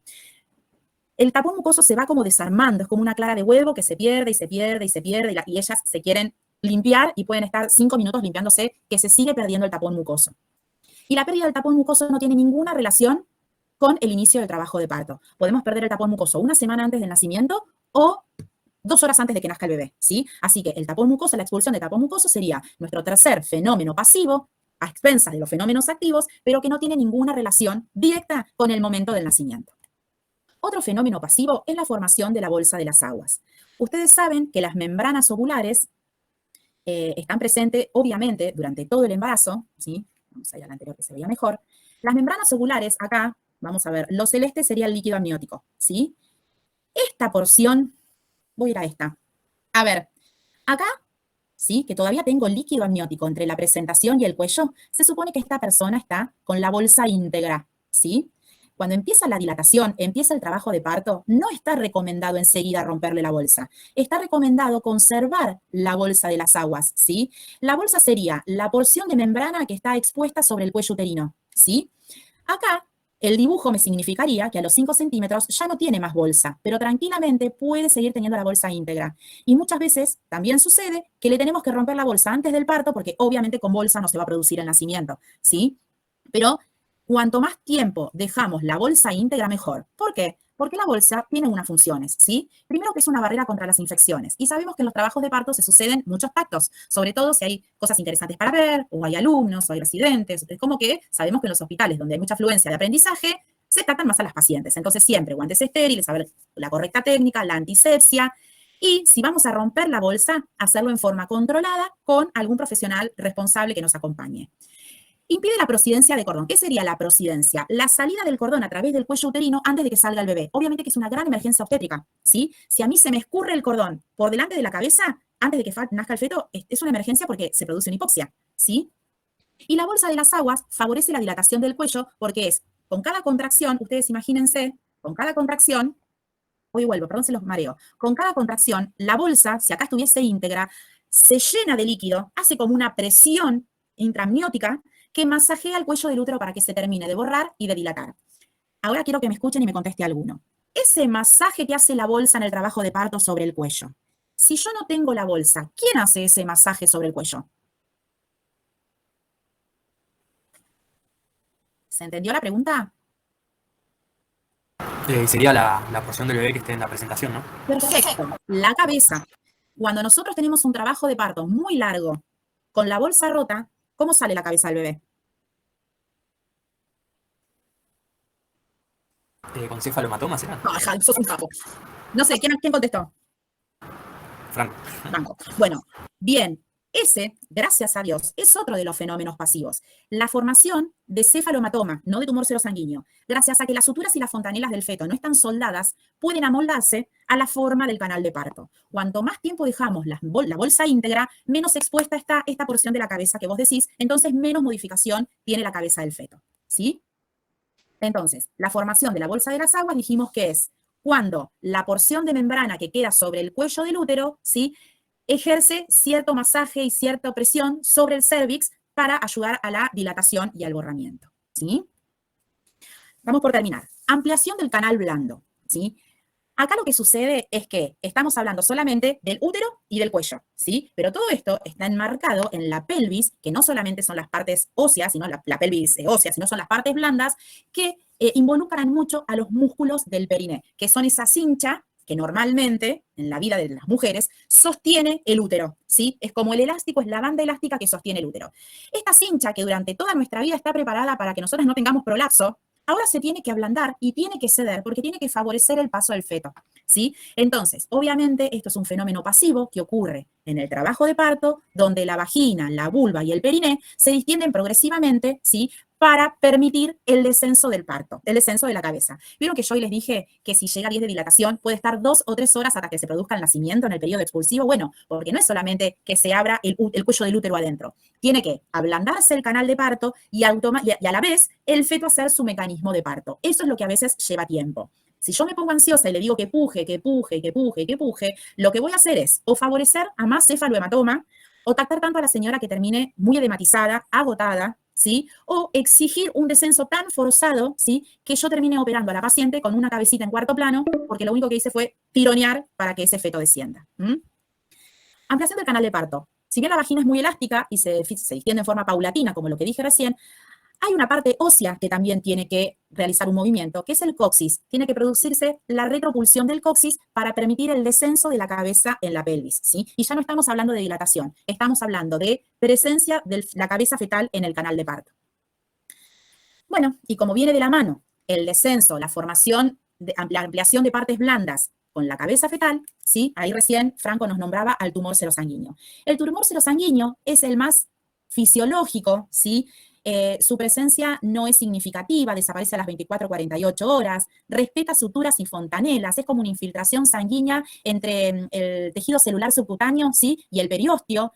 En cambio, el cefalohematoma es un poquito más severo, hay que controlar más al feto, porque es una infiltración hemática entre el periósteo y el hueso, que no respeta suturas y fontanelas, generalmente se sucede en los parietales, puede aparecer después del nacimiento y durar hasta una semana. O sea que ya el tumor serosanguíneo es bastante impresionante para la madre, y todas estas cosas educativas hay que decírselas, ¿sí? Por eso la famosa frase de no le toques la mollerita, no le toques la cabeza a un bebé recién nacido, porque las suturas y fontanelas, sobre todo las suturas, las fontanelas son tejidos de membrana, ¿sí?, donde todavía no está solidificado para permitir este amalgamiento en el momento del periodo expulsivo del parto normal, ¿sí? Acá, bastante piadoso, a veces salen con unos tumores terribles, y esto sería cuando ya se reacomoda.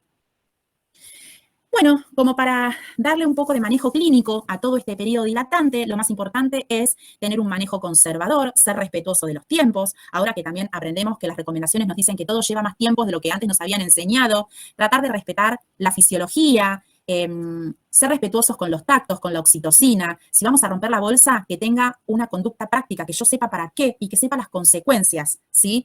Y lo más importante es que la paciente puede deambular, puede hacer su trabajo de parto en la posición que ella desee. Ahora, gracias a Dios, nosotros contamos, que quiero llegar al final, nosotros en el Hospital Argerich contamos con estas salas de parto que se llaman TPPR, ¿sí?, donde la paciente tiene un espacio bastante amplio, donde puede estar siempre acompañada con un familiar en el momento del periodo dilatante, en el momento del periodo expulsivo, puede deambular, puede elegir su posición, tiene un baño. Sería ideal, es algo que todavía no lo pudimos lograr, que la recepción del recién nacido sea dentro de la TPR, ¿sí? Acá no se ve, pero tenemos también el monitor fetal, porque como lo decía acá, es importante durante el trabajo de parto controlar la contractilidad uterina, frecuencia, intensidad, tono y duración, la frecuencia cardíaca fetal y los tactos, ¿sí? Pero el trabajo de parto, el control clínico del trabajo de parto es netamente de acompañamiento, ¿sí? Cuanto menos, si quieren, voy a dejar de compartir. Si quieren, pónganse los que estén. Lo más importante del trabajo de parto es entender su fisiología, porque cuanto más respetuoso sea de la fisiología del trabajo de parto, menos iatrogenia yo voy a hacer y menos lo voy a distociar, ¿sí? El trabajo de parto, estamos hablando de un feto sano en una madre sana, ¿sí? Tiene una evolución natural. Que en la vorágine del hospital, que tengo muchas pacientes que te golpean, que quieren estar, uno maneje los tiempos mal, bueno, pero hacerlo sin distociar, ¿sí? En realidad no es que lo haces mal, por ahí uno interviene de más. Eso sería, porque yo soy la propia partera que después va y digo que hago las cosas mal y las estoy haciendo yo. En realidad, no es que las hacemos mal, probablemente intervenimos de más. Hay guardias que son mucho más pasivas, hay guardias que son mucho más, hay guardias que son mucho más expectantes, otras son más intervencionistas, pero si yo conozco la fisiología del periodo dilatante, todo lo voy a hacer con dentro de un marco de responsabilidad, ¿sí? Les dejé al feto con dilatación completa, ¿sí? Vamos a ir a sala de partos mañana. Y mañana vemos periodo expulsivo, mecanismo de parto encefálica de vértice, ¿sí? Bueno, listo. ¿Los volví locos? ¿Entendieron algo? Sí, estuvo buena la Sí, clase. estuvo bueno. Y bueno, porque yo entiendo que la cursada de obstetricia es bastante palo y palo y es como que, bueno, nada, a veces el que no le gusta mucho obstetricia dice, tengo que aprender todo esto, tengo que ver todo esto. Bueno, pero es súper importante, ¿sí? Mañana nos vemos a las 3. Me parece que voy a generar una reunión instantánea como hice hoy. Y Agustina, ¿estás acá? Que ibas a estar con el pobre. Sí, Agus, gracias por ser la intermediaria, porque tengo tu celular y bueno, nada. Ahora, no, por favor. mañana o así, voy a generar una reunión instantánea a las 3 y le paso el link a Agustina. Y nos metemos por esa, porque la verdad, con las programadas yo medio me mareo. Voy a estar de guardia en un sanatorio, espero a las 3 estar libre. ¿Sí? Bueno, nos vemos mañana. Muchas gracias. Háganme más preguntas, che. Háganme más preguntas mañana. Chao. Chao. Chao, que andes bien.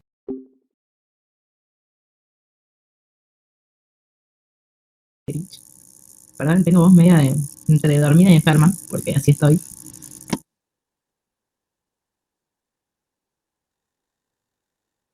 ¿Ya están todos como para que comparta la clase?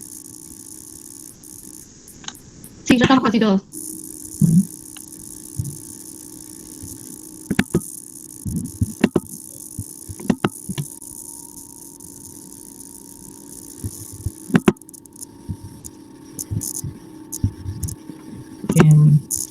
Yo no me veo, si comparto acá el Meet no puedo verlo, veo directamente la presentación. Ustedes díganme si ven bien. Sí. ¿Sí? Sí, perfecto. Bueno, ¿qué han visto hasta ahora? ¿Qué clases? Trabajo de parto. Placenta. Bien. Bueno, hoy vamos a ver la clase de alumbramiento normal y patológico y la parte de puerperio normal y algunos casos clínicos de cuando el puerperio es patológico, ¿sí? El alumbramiento, ¿qué saben? ¿Alguno tiene idea de qué es? No los veo, solo escucho. Y por ahora no escucho nada.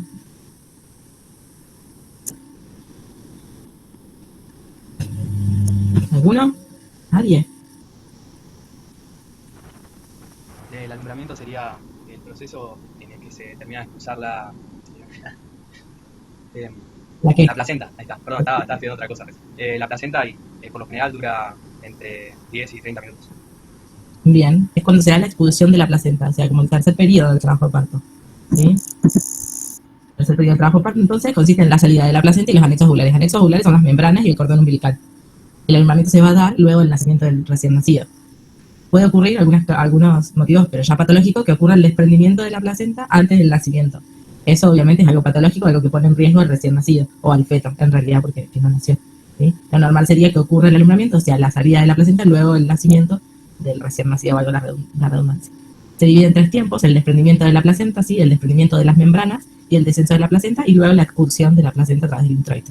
Normal, como decía acá nuestro compañero, que no sé cómo se llama y tampoco lo veo, pero lo escuché, es hasta 10 minutos, prolongado hasta 30, pero dentro de los 30 minutos estamos en lo normal y que se puede esperar. Si ya pasaron más de 30 minutos ya consideramos que es patológico y hay que tomar otras medidas, ¿sí? La pérdida de sangre esperable aproximadamente durante el periodo placentario es de 300 y 500 mililitros de sangre. Si es mayor, ya hablamos de una hemorragia postparto. Entonces, el primer paso es el desprendimiento de la placenta. Con las contracciones se genera una disección en el espacio entre la placenta y el útero que genera la formación de un hematoma. Se llama hematoma interuteroplacentario. Y este hematoma después logra el desprendimiento de la placenta. Probablemente ya han leído, o si no van a leer, y en los choice capaz le toman los diferentes mecanismos del desprendimiento de la placenta. Esto la verdad que no es tan importante, pero bueno, es algo que es viejo, que siempre se nombró, siempre se cuentan los diferentes mecanismos del desprendimiento de la placenta. Pero en fin, en la práctica nos da igual. Se llama modelo Schultz, que es el más frecuente, y modelo Duncan, que es menos frecuente, pero también ocurre. Acá tenemos un cuadro compartido entre los dos. El de Schultz, el desprendimiento comienza desde el centro de la placenta, o sea, el hematoma se forma en el centro de la placenta y se logra la expulsión de la misma desde su cara fetal y luego el hematoma. Si yo estoy luego del trabajo de parto, luego del parto, posicionada sale la placenta y primero va a salir la cara fetal, ¿sí? Ya se acuerdan de la clase de placenta, o sea, la cara que tiene el cordón. Y después viene el hematoma. En cambio, en modelo Duncan, el hematoma se forma desde el borde lateral, entonces sale primero el hematoma y después la placenta. En la práctica lo que tiene es que con la de Duncan te enchastras más, básicamente. Acá tenemos una imagen que esto me parece bastante como didáctica. ¿Ven el mouse? No sé, creo que sí. Bueno, en la de Schultz entonces se forma el hematoma en el centro y sale la placenta con la cara fetal y después el hematoma. En cambio la de Duncan, el hematoma se forma acá al costadito, las pelotitas en el hematoma, sale primero las pelotitas y después la placenta desde la cara materna, o sea, desde el lado de los cotiledones. Después entonces de la formación del hematoma, el desprendimiento, se produce el descenso y el desprendimiento de las membranas, también por las contracciones y la disminución del volumen uterino. Y después nosotros lo que vamos a ver son los signos de desprendimiento en el momento de, cuando estamos ahí revisando o asistiendo a la paciente, ¿sí? Uno de los signos es el signo de Schrader. Estos signos sí se ven en la práctica. El nombre propio es el nombre propio por quien lo denominó así, pero son signos que sí se ven, ¿sí? Entonces el de Schrader es el ascenso y la lateralización del útero. Luego del desprendimiento de la placenta se crea como la distensión del segmento cuando la placenta está a ese nivel y se visualiza así. Yo estoy como desde abajo, ¿sí? Imagínense a la paciente en posición ginecológica con las piernas separadas y nosotros en el centro mirando hacia la paciente. Desde esta perspectiva se visualiza el útero lateralizado y aumentado. Después el signo de Kuttner, en este nosotros tomamos el cordón, que acá en esta imagen lo toma con la mano, pero en realidad uno pone una pinza, clampea el cordón, porque si no sangra, o sea, a través del cordón va a abrir sangre. Uno lo clampea con la pinza, sostiene la pinza y con la otra mano, a nivel del segmento uterino, hace una presión hacia arriba. ¿Sí? Si esto no repercute en el cordón, es que la placenta está por debajo del segmento. Si repercute es porque está por arriba del segmento uterino.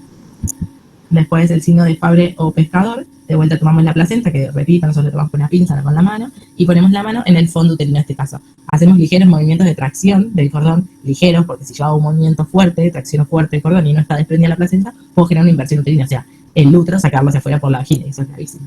¿Sí? Porque es una complicación que requiere una laparotomía exploradora, una eventual esterectomía. Entonces tiene que ser movimientos suaves. Si yo siento que repercute en el fondo uterino, implica que todavía no está desprendida. Si no lo siento, entonces así está bien. Después el signo de Affer es, acá está en la pinza como lo hacemos generalmente, que clampeamos así el cordón para todo. De lo primero que hacemos luego de clampear el cordón del bebé, lo dejamos con una pinza. Y ahí se ve el descenso solo del cordón, más o menos 10 centímetros. Ese es el signo de Affer, que habla que está desprendida, se va diciendo que no está desprendida. Bueno, después la expulsión de la placenta, mismo las contracciones, los pufos, de sensación de necesidad de hacer una contracción dirigida de la madre, ¿sí? Y el peso de la placenta favorecen la salida de la misma. Y luego se observa este descenso del fondo uterino 5 centímetros por debajo de la línea umbilical. Ese descenso, el útero contraído y reducido en su tamaño por debajo de la línea umbilical, se denomina el lobo de seguridad epinar. ¿Sí? Se producen contracciones de todos los vasos que aumentan, o sea, reducen el riesgo de hemorragia, es para reducir el riesgo de sangrado. Y eso ocurre de forma fisiológica y también se puede ver. Acá hay una foto, se ve así clarito al examen físico. Bueno, atención del alumbramiento. Entonces, ¿qué hacemos nosotros? Así eso que está haciendo el señor que agarra el cordón y lo tironea. No, nosotros tenemos que con una mano sostener el nivel del segmento uterino y ascenderlo y con otra mano traccionamos el cordón, ¿sí? Luego, cuando se expulsa la placenta, hacemos la maniobra de Dublin, que es recibir la placenta y generar una rotación propia de la placenta desde la cara fetal y dejándola caer por su propio peso. Esto favorece el desprendimiento natural de las membranas y que las mismas no se corten y queden retenidas. ¿Sí? Luego de que expulse la placenta, uno la revisa, ¿sí? La cara fetal con el cordón, ¿sí? Y la cara materna con los cotiledones. Esta otra fotito real, cara fetal, la materna me pixela. Bueno, manejo activo del tercer periodo de trabajo de parto, ¿sí? Manejo activo del alumbramiento. El manejo activo reduce en un 60% la hemorragia postparto y eso está declarado e informado en todas las guías, tanto nacionales como internacionales, y en los recomendados, ¿sí? ¿En qué consiste el manejo activo? En indicar luego el nacimiento del recién nacido, luego la salida del hombre anterior, también lo dicen en algunos lados, aplicar oxitocina 10 unidades endovenoso o intramuscular. luego la tracción controlada, luego el nacimiento del bebé, obviamente, en el momento del alumbramiento, tracción controlada del cordón, acuérdense que nosotros lo pinzábamos el cordón, ¿sí? Perdón, lo clampeamos con la pinza, y con la otra mano hacemos contratracción sobre el útero, ¿sí? A nivel del segmento uterino. Y así favorecemos la tracción de la placenta, evitando o reduciendo el riesgo de la inversión uterina. Y luego de la salida de la placenta, masaje uterino, ¿sí? Para favorecer una adecuada retracción uterina. Esos 3 puntos son los 3 puntos del manejo activo del tercer periodo de trabajo de parto que reducen la hemorragia postparto, ¿sí? Eso se hace en el hospital Argerich, por lo menos, siempre, todas las pacientes. Y después el clampeo oportuno del cordón umbilical, eso se nombra, pero no es que es parte del manejo activo, sino es algo que se hace también en ese mismo momento, ¿sí? Que se espera el clampeo del cordón hasta 1 o 3 minutos hasta que deje de latir. Eso favorece al recién nacido, ¿sí? Reduce la anemia del recién nacido y no aumenta el riesgo de hemorragia postparto ni de atonía uterina, así que eso también está recomendado que se haga. Y favorece obviamente el binomio materno-fetal.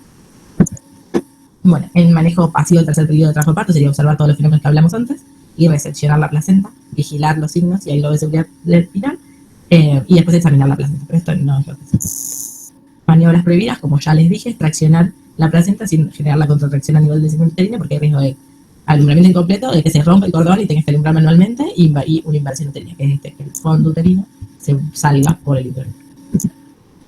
Entonces, luego de la salida del recién nacido, nosotros ¿qué hacemos? Sería el manejo activo del tercer periodo de trabajo parto, poner oxitóxicos, tracción controlada del cordón. En el medio hacemos la examinación de la placenta, chequeamos que esté completa. El masaje uterino, que era otro de los 3 pilares del manejo activo del tercer periodo de trabajo parto. Y después la revisión del canal de parto. Siempre que termina el alumbramiento, uno revisa todo el canal de parto para ver que no haya algún desgarro que haya que suturar. Desde afuera, desde la vulva, el introito, las paredes de la vagina y el cuello del útero, ¿sí? La parte externa se hace siempre, la parte interna de vagina y cuello del útero se hace en determinadas pacientes, más que nada cuando hay sangrado y quiero descartar que haya un desgarro. Si no hay nada de sangrado, entonces podemos asegurarnos sin necesidad de revisar todo de que está todo bien.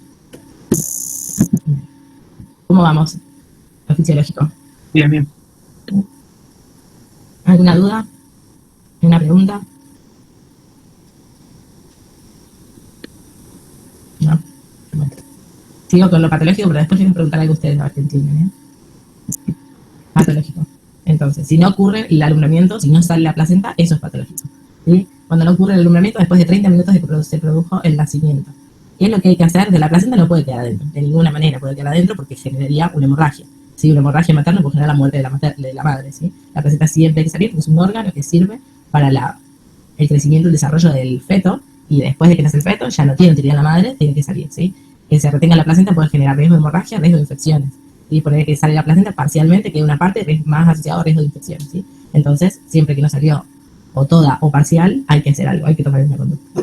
El alumbramiento va a tener que ser manual. Y cuando es el alumbramiento manual, debería ser bajo sedación, ¿sí? Se hace anestesia de la madre. Entonces, eso ya pasa a ser un trabajo parto o un parto patológico. La madre que había tenido al recién nacido en un parto tóxico, que está con el bebé, no sale la placenta y yo la tengo que anestesiar. Tengo que generar que el bebé lo cuide otra persona por todo este momento en donde va a estar sedada, va a estar después dormida hasta que se despierta, tiene la medicación anestésica en la sangre, son todas complicaciones. Lo mejor es tratar de tener un manejo activo del tercer periodo del parto para ayudar a que salga todo normal y fisiológico, ¿sí? Entonces lo que voy a tener que hacer es un alumbramiento manual. ¿Cómo lo hago? Sigo el cordón umbilical, ¿sí? Que está saliendo por el introito, me dirijo hacia el cuello del útero, que yo lo voy a poder localizar el tacto, y introduzco la mano dentro de la cavidad uterina. Piensen que hace unos minutos salió el bebé, así que mi mano entra fácilmente. No es un útero chiquitito de una persona no gestante, es un útero grande, ¿sí? Que entraba un bebé de 3,5 kilos, así que mi mano entra fácilmente, ¿sí? Yo lo que voy a hacer es generar la disección de la placenta y la cara y el útero, ¿sí? En vez del hematoma ese que se tenía que formar, el hematoma interuteroplacentario que se debería formar fisiológicamente, yo lo hago. Separo esto y genero con mi propia mano bajo la placenta. Esto puede ocurrir, sí o no. En los casos, por ejemplo, del acretismo placentario, que no sé si lo vieron todavía, que es cuando la placenta, en vez de estar adherida a la parte más externa del endometrio, está adherida hacia adentro, hacia miometrio. Cuando yo intento separar, esto no sale. Y si no sale, entonces ahí el tratamiento es otro, por ejemplo, la histerectomía.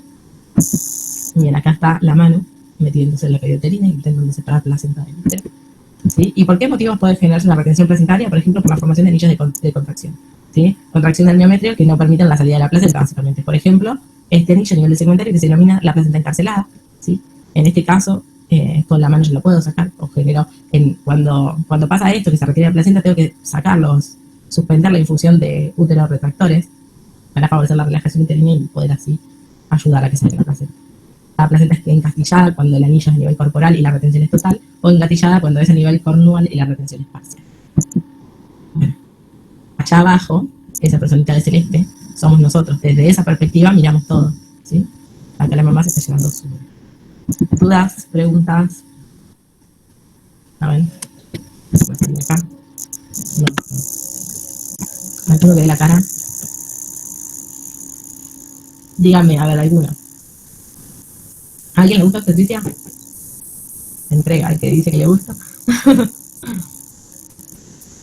A nadie le gusta. Un poquito, lo que sea.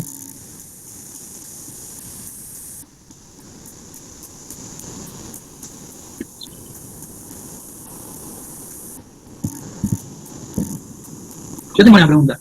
Sí. Nada que ver, vale, curioso más. Pero en la foto de la placenta que mostraste, ¿faltaba un cotiledón? Porque como que faltaba un pedacito.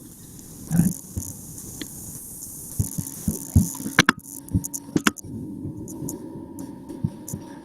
Ahí donde está marcando con el dedo. Sí. Parece como que falta uno. Bueno, a ver, la autora ya lo hablaste, ya que tenés una duda. Lo decime, manejo activo del tercer periodo de parto. Eso es lo más importante, lo que les tiene que quedar en la cabeza. No sé cómo les toma, después el doctor Botas, si les toma oral. Pero eso es lo más importante a la hora del alumbramiento. ¿Qué teníamos que hacer? Vamos, alguno. Bueno, oxitocina, la detracción del cordón y contratracción del segmento y el masaje. Perfecto. Solana, tu nombre. Muy bien. Estos 3 puntos son los puntos más importantes, los que hacemos siempre. Y recuerden que reduce un 60% la hemorragia postparto. Es muy importante hacerlo. Antes, hace mucho tiempo, obvio, cuando no había un manejo activo, las mujeres morían de hemorragia postparto. Hoy hay mujeres que mueren de hemorragia postparto también. Si tenemos una forma de reducir un 60% la hemorragia, ¿por qué no hacerlo, no? Cuando no genera complicaciones este manejo que hacemos. La oxitocina casi no tiene efectos adversos y lo otro no es medicación, es solo algo manual que yo estoy haciendo. Así que es muy importante. Bueno, ¿cuántos somos? No son muchos. Somos 10, creo. ¿Son 10? Sí. Vamos a hacer poquito. Bueno, seguimos. Vamos con puerperio. Ya vieron el embarazo, ¿no? No lo saben. Alguien que diga qué es el puerperio. A ver. Voy a esperar unos segundos, si no voy a decir un nombre. Tírenlo, como diría cualquier persona de la calle, una vecina, la del supermercado, que tiene a su prima que tuvo el bebé. Es posparto lo que dura la recuperación del aparato genital, reproductor de la mujer. Bueno, está bien. Es el periodo, ¿sí? Que implica todas las transformaciones de vuelta al original, al estado pregravídico, o sea, previo al embarazo.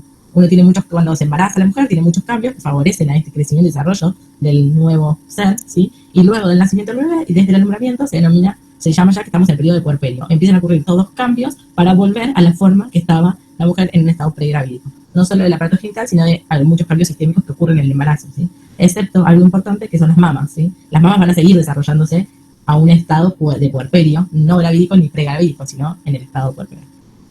En algunos libros se denomina que el puerperio se extiende hasta 60 días y en otros lados hasta un año. Lo podemos dividir en 4 etapas. Inmediato comprende las primeras 24 horas.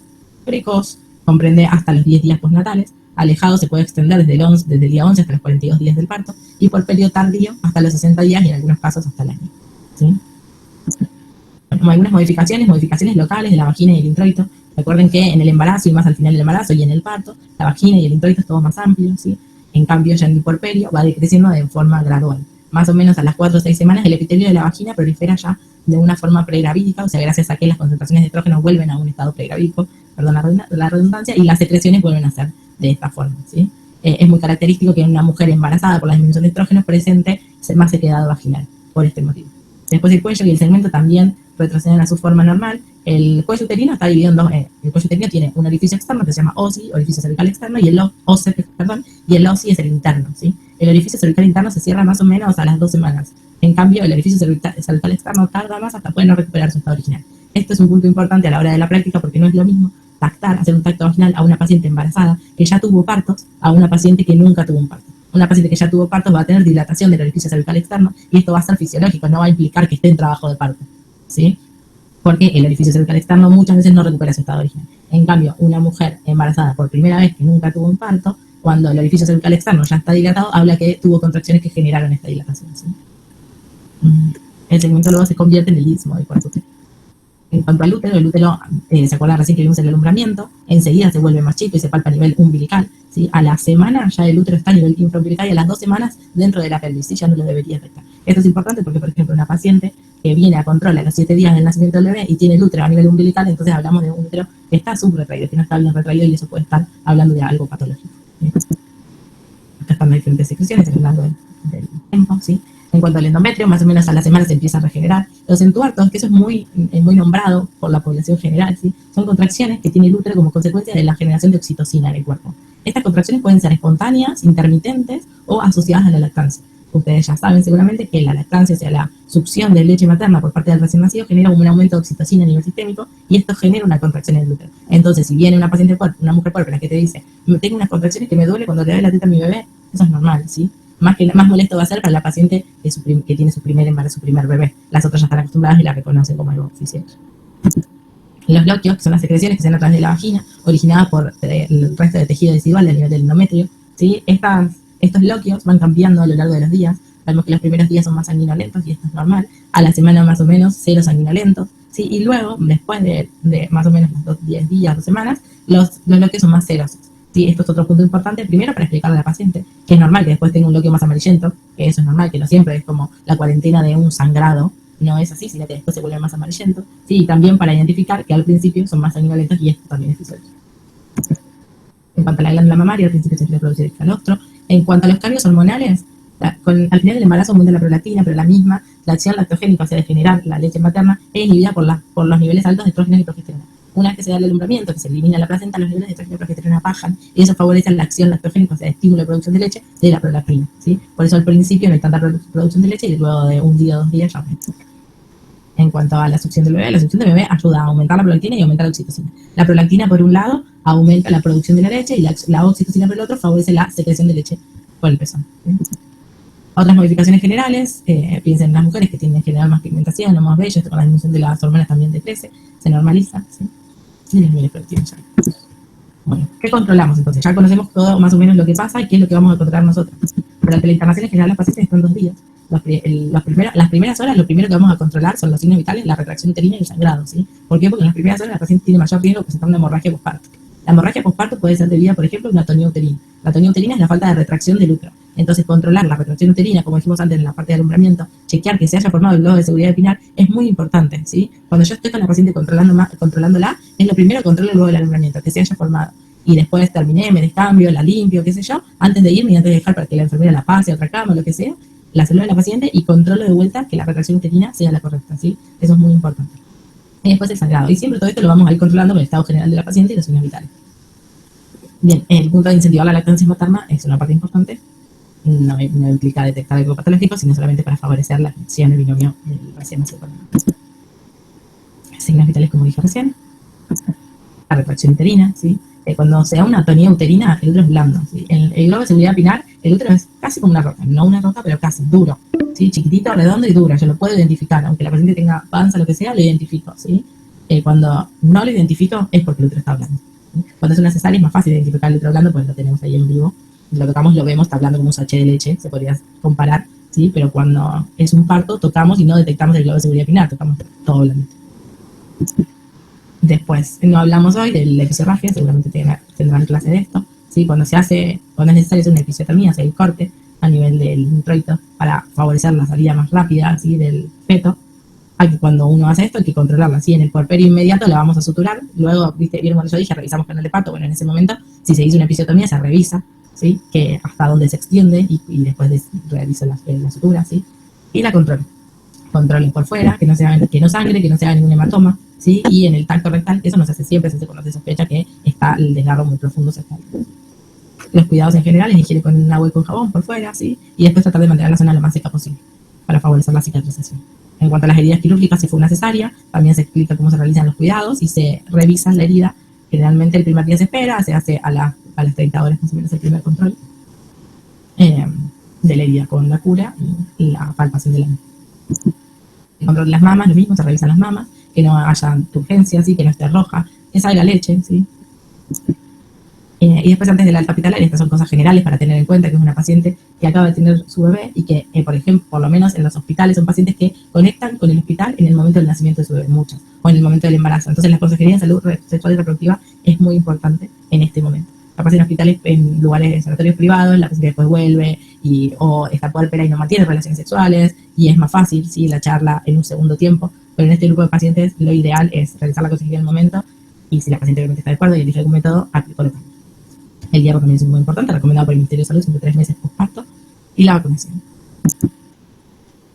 Y después acá explico cada uno especiales. Bien. ¿Preguntas? ¿La consejería se la hace el mismo obstetra, la persona que la venía atendiendo, o hay algún grupo especial, un equipo o algo? El ginecólogo obstetra están capacitados para hacerlo, no, mismo también las parteras, las licenciadas en obstetricia también se capacitan para hacerlo, para explicarle a los pacientes las tendencias o contarles, ¿sí? En el hospital lo hacemos nosotros, los residentes. En general, a veces algunos días lo hacen las parteras, pero en términos generales lo hacemos nosotros. Como que la paciente no tiene un obstetra de cabecera.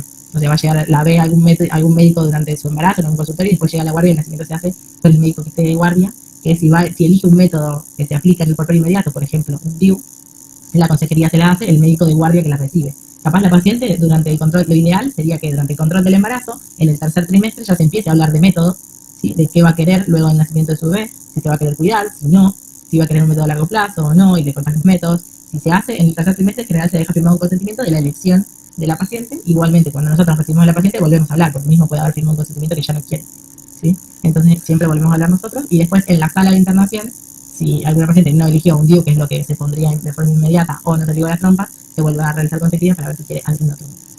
Tenemos implantes, inyectables y pastillas. Eso es lo que hay en el archivo. Es lo que más sale. Gracias. Bueno, no sabía que MIT se corta. Sí, en 5 minutos. Porque falta la parte del porperio patológico, que son los casos clínicos. Si quieren, cortamos 5 minutos, vamos al baño, qué sé yo, y lo hacemos. No va a tardar, va a ser 20 minutos más o menos. Nos volvemos a conectar en 5, ¿quieren? Sí, buenísimo. Dale, listo. Doctora, igual hay que cambiar de link, porque no nos deja entrar. Bueno, ¿lo quieren hacer? Sí. Me lo mandan. ¿A dónde me lo mandan? Acá al chat. A este chat. A ver.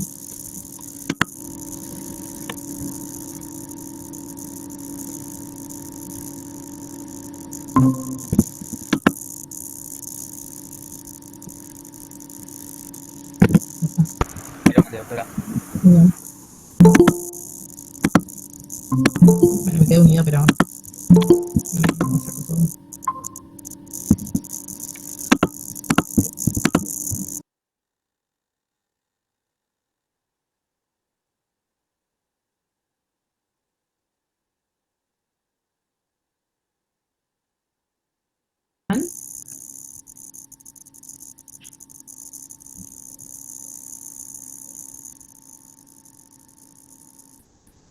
Falta uno, según mi cuenta.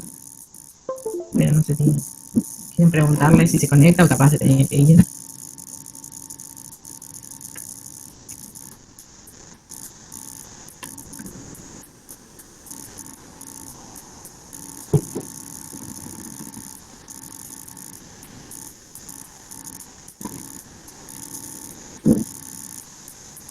Contesten.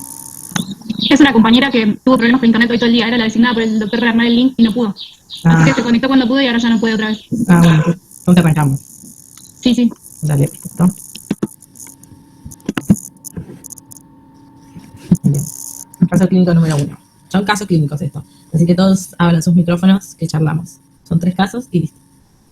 Paciente de 19 años, cuarto día de cesárea, tiene 38,3 de temperatura axilar. Ya había tenido otro registro febril hace 12 horas, pero sin foco aparente.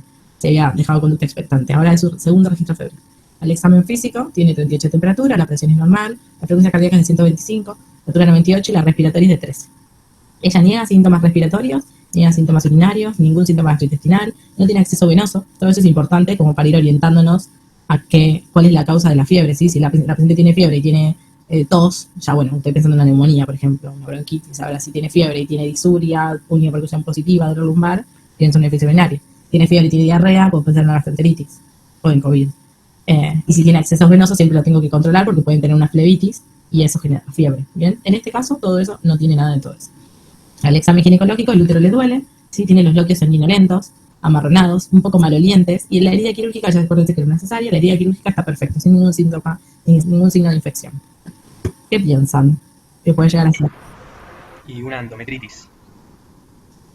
Bien. El primer diagnóstico que nosotros pensamos ahora es en endometritis, ¿sí? ¿Tiene algún factor de riesgo para endometritis?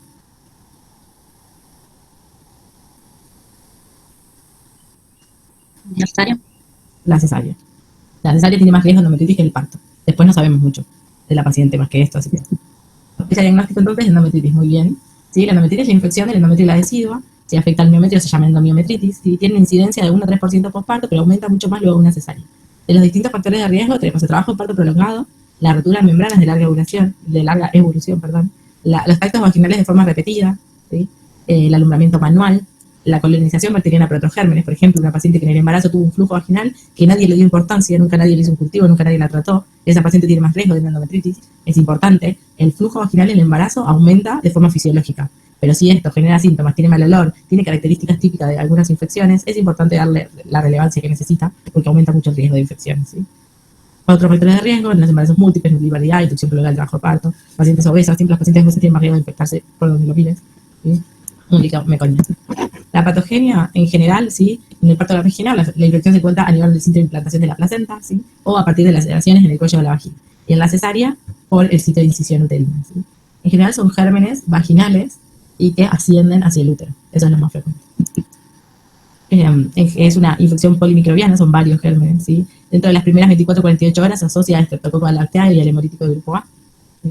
Estos, y las endometritis más tardías, después de los 15 días, se asocia más, por ejemplo, a Chlamydia trachomatis. Igualmente, cuando uno tiene la sospecha clínica de una endometritis, no es necesario hacer un diagnóstico teológico, no es necesario tomar un cultivo, sino que se hace un tratamiento empírico pensando en los gérmenes más frecuentes, según la localización, y se evalúa la clínica de la paciente. No se toma un cultivo porque ya la vagina es un área que tiene gérmenes fisiológicos, entonces el rescate puede que no sea responsable de la infección y sea un patógeno normal de la vagina. Vamos a diagnóstico entonces con la clínica. La fiebre se encuentra en más del 50% de los pacientes, asociado al dolor pelviano o hipersensibilidad uterina cuando la tacto, los bloques malolientes, fétidos, ¿sí? En el laboratorio siempre que una paciente tiene fiebre, está en la sala, más que nada es un segundo registro, se hace un laboratorio y de control, los glóbulos blancos aumentan asociados a la infección, ¿sí? Y en cuanto a la ecografía, puede ser que se haga, ¿sí? Pero no es necesaria para el diagnóstico, ¿bien?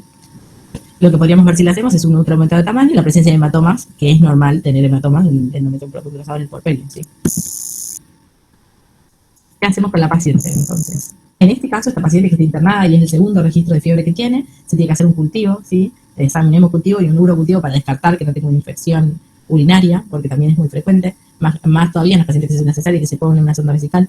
Como dije recién, no es necesario tomar una muestra de la cavidad porque tiene poco rédito. El laboratorio que ya hicimos, ¿sí? Y si da sospecha, el foco no es claro, se pide interconsultas. Esto más que nada para la guardia. Y se instaura ya el tratamiento antibiótico. El tratamiento antibiótico se orienta para cubrir a los gram negativos de streptococos y anaerobios.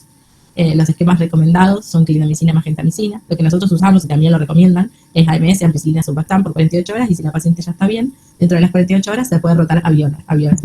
¿Sí? Si hay restos ovulares se puede hacer un drenaje, o sea, un aspirado de la cavidad, o indicar oxitocina o vasofortina que generan contracciones del útero y favorecer a la eliminación de los restos. Eso se tiene en cuenta en la clínica y depende de la paciente, no siempre se hace. Bien. En cuanto a la prevención, el uso de antibióticos profilácticos reduce el riesgo de endometritis postparto y siempre se usa antibióticos profilácticos en todas las cirugías, no en los partos, ¿sí? Y los esquemas que se recomiendan son monodosis de cefalosporina, 1 hora antes de la incisión de la piel. Y las medidas, obviamente, de bioseguridad son básicas, menos número de contactos vaginales, adecuado lavado de manos siempre y se usan guantes estériles y clorexina. También hay casos, ¿sí? De endometritis que no son pacientes que están internadas, ¿sí? O que son casos de endometritis, por ejemplo, con bloqueos malolientes, pero que no tiene fiebre. La paciente está estable, está todo perfecto, excepto que tiene bloqueos malolientes. Yo en ese caso también sospecho una endometritis, pero doy un tratamiento bioral directamente, como dice acá, en vez de dar estas 48 horas de endovenoso, doy sultabicilina o amoxicilina clavuránico, ¿sí? Que es el octamoxubo que dan para las muelas, ¿vieron? 1 gramo cada 12 horas por 7 días y ese es el tratamiento. ¿Bien con endometritis? Sí. Sí. Bien. Pasamos al segundo caso.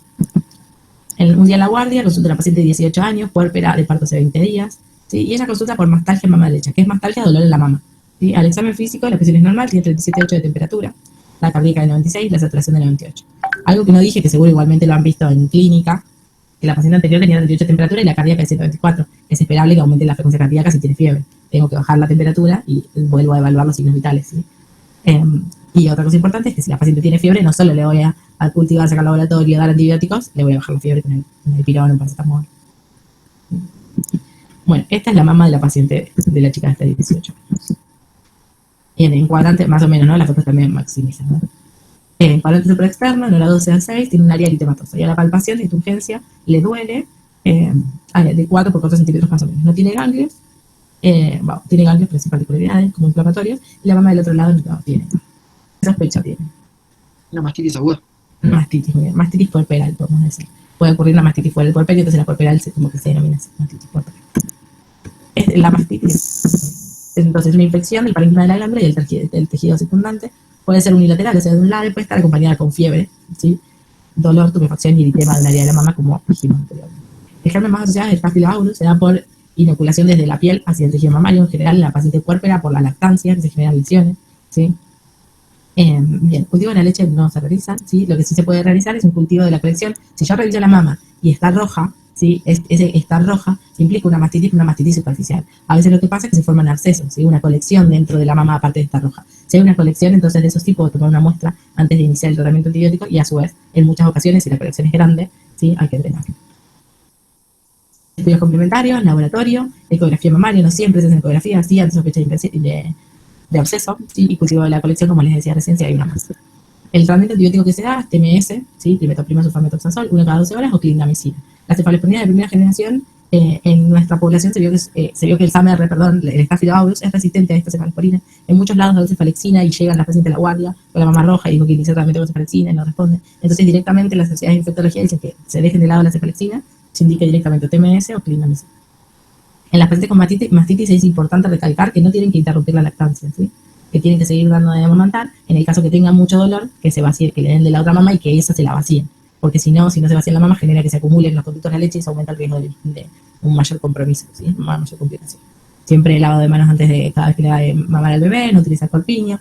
Si se deja, dejar las mamas al aire después de amamantar. También otro como tip es que está bueno, que favorece la cicatrización de los pezones, es poner la misma leche materna en los pezones, ¿sí? Y después de amamantar y el olor. También para el dolor puede tomar cualquier analgésico como ibuprofeno. ¿Cuándo interna una paciente que tiene una mastitis? Si la paciente está en mal estado general, ¿sí? Si no se va a poder seguir, una paciente que vive en la calle, por ejemplo, no va a venir, no va a hacer el tratamiento ambulatorio, no va a tomar la medicación, ¿sí? O si por ejemplo, vos estás en la guardia, dos días anteriores la paciente fue a la guardia, consultó por la mastitis, se le dio antibiótico, vuelve y está peor, ¿sí? Entonces, tal vez el tratamiento bioral no le está ayudando a resolver, hay que indicarle endovenoso. Siempre la paciente que tiene una evolución tórpida igual, hay que volver a evaluar cómo está tomando la medicación porque muchas veces la tomó mal, o no la empezó, o la hacía hasta las 48 horas pensando que iba a tomar 2 días y la había empezado a la mañana. Entonces, si no la arrancó, obviamente no va a mejorar. Si la paciente tiene intolerancia a la vía oral, por el motivo que sea, se tiene que pasar el endovenoso, entonces interno. Y si hay un absceso de mama, o una colección, una acumulación de pus en la mama, entonces en ese caso hay que drenarla y hacer tratamiento endovenoso. Siempre que se drena un absceso de mama, que se hace en quirófano, puede ser con punción, o sea, con una aguja y punzarlo, si es chiquito, o si no en quirófano, con una incisión, que muchas veces se hace la incisión periareolar para no generar una cicatriz en el medio de la mama. Se hace el drenaje y aparte es necesario tomar una muestra de tejido de piel y de tejido mamario, ¿sí? Para mandar a estudiar anatomía patológica, porque en algunas ocasiones un absceso de mama tapa o es la manifestación clínica de un cáncer de mama. Es más raro una paciente puérpera que tenga una mastitis, un absceso, porque es puérpera, porque da la leche, porque le acumula la leche. Está más asociado a una paciente de 70 años tal vez con un absceso de mama, esa lo podría sospechar más. Pero igualmente siempre se hace. Bien, la clínica de un absceso sería una tumoración palpable, fluctuante, que es muy dolorosa, ¿sí? Puede acompañarse de ganglios, puede drenar espontáneamente o no. Muchas veces tienen una pequeña colección en la mama, se le da tratamiento bioral y drenan espontáneamente. Bueno, ahí se ve como tiene como la colección fluctuante, se ve ya que esta tensión ahí. Dijimos. El antibiótico endovenoso sería que no puede ser clindamicina o TMS endovenoso.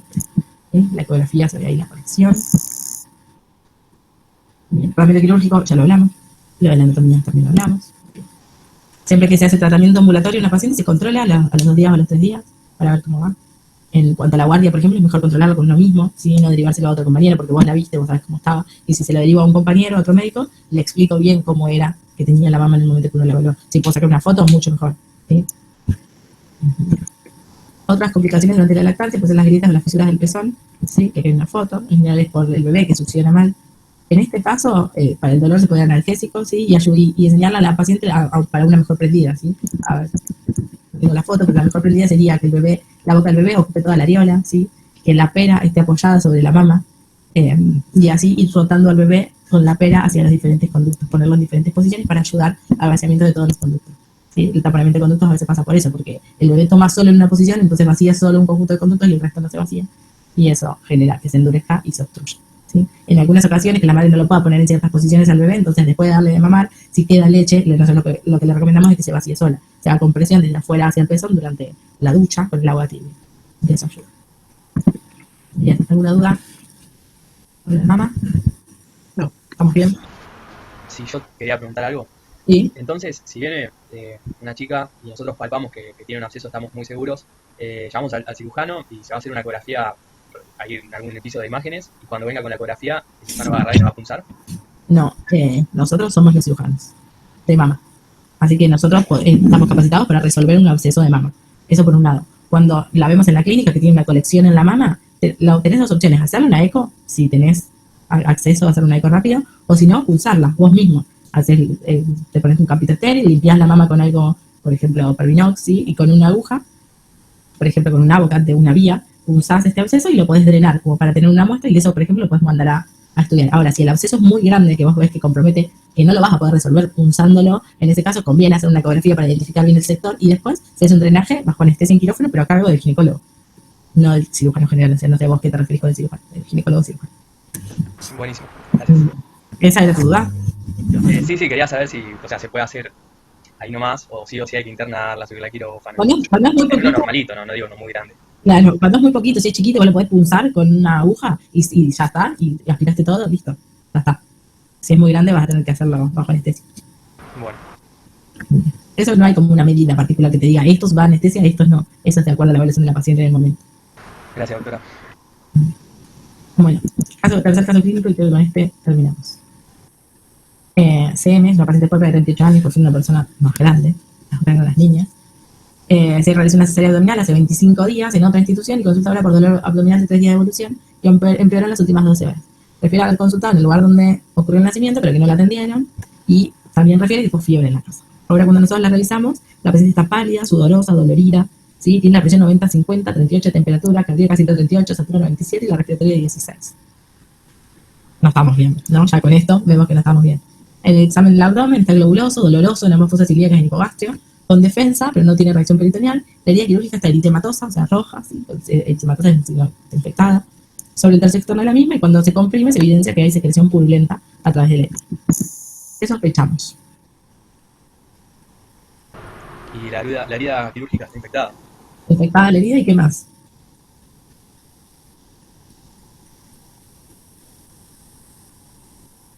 Esa infección está comprometiendo a la paciente sistémicamente. Vieron que las otras pacientes también estaban infectadas. Una tenía una endometritis, pero tenía fiebre, todos sus signos vitales estaban normales, estaba perfecta ella. Y la otra tenía una mastitis, que también solo le molestaba la mama y todo el resto estaba todo bien. En este caso tiene una infección de la herida, que podría tener una infección de la herida y que el resto esté todo bien, y que sea solo una infección localizada en la herida, superficial, pero en este caso no, la paciente tiene los signos vitales alterados, un mal estado general. Probablemente a partir del foco de la herida quirúrgica haya generado una infección sistémica y ahora esté cursando un caso de sepsis. ¿Sí? Muy bien. ¿Cuándo podemos ver qué es la sepsis? Entonces son la presencia de signos de una reacción inflamatoria sistémica relacionada a un proceso infeccioso, ¿sí? El síntoma de respuesta inflamatoria sistémica incluye la temperatura más de 38 menos de 36, la cardíaca más de 90, la respiratoria más de 20, presión de dióxido de carbono menos de 32, los blancos más de 12 o menos de 4000, ¿sí? Y esto implica que la infección ya no es local y es sistémica. Pero otros conceptos no importa. Las diferentes causas de sepsis porperal. Mira, por ejemplo, coriomionitis, endometritis, que es lo que hablamos antes. Nuestra paciente, la primera, tenía una endometritis, pero no tenía una sepsis. Eso es importante poder diferenciarlo. Una paciente con sepsis sí o sí se va a quedar internada y la conducta va a ser distinta, ¿sí? La conducta va a ser más urgente, porque la paciente tiene más riesgos de un shock a partir de la sepsis y obviamente de morirse por eso, ¿sí? Cualquier foco de infección puede generar una sepsis. ¿Qué hacemos con esta paciente? Importante ponerle accesos venosos. Está hipotensa, está con fiebre, ¿sí? Ya saben que está con un compromiso del estado general. Entonces yo le pongo una vía periférica, mejor siempre ponerle 2 para poder hidratarla. Y reposición de oxígenos, de líquidos, si necesita oxígeno acelerado, se saca un laboratorio completo para una evaluación, siempre con coagulograma, con estado base, ¿sí? Una paciente febril con mal estado general se cultiva de sangre y un microcultivo, ¿sí? Control de diuresis es parte de controlar el medio interno de la paciente. Y obvio una paciente que tiene signos de sepsis la va a evaluar alguien más que nosotros, que es el servicio de terapia intensiva o clínica médica. y estudios por imagen. Esta paciente tiene una infección de herida quirúrgica, pero sí o sí hay que hacerle una imagen, porque no sabemos qué más hay adentro. Probablemente la infección de la herida, que probablemente una colección a nivel de la cavidad abdominal, ¿sí? Es muy importante iniciar el antibiótico de una forma rápida, o sea, cultivarla rápido, iniciar el antibiótico de forma rápida para favorecer la progresión de la paciente, la evolución, ¿sí? Los germes más prevalentes, estreptococos, enterococos, E. coli, bacteroides, estafilococos, ¿sí? Y el tratamiento indicado es pipertazo, ¿sí? Si estuvo internada más de 72 horas. En general, las pacientes estas estuvieron internadas más de 72 horas porque son fuertes. Vancomicina si sospecha del SAMR, o sea, si el foco primario es una infección de herida quirúrgica, entonces siempre se le agrega vancomicina. Y sin otra opción es AMS más doxiciclina, las pacientes por aborto se da esta medicación. Remoción del foco, ¿sí? En este caso, tiene una infección de herida quirúrgica, tendríamos que haberle hecho una imagen y ver si tiene la infección en cavidad, hay que hacer una laparotomía exploradora, ¿sí? Y drenar. Y acá de vuelta todo lo que dijimos recién. Listo, esto sería todo. ¿Alguna duda? No.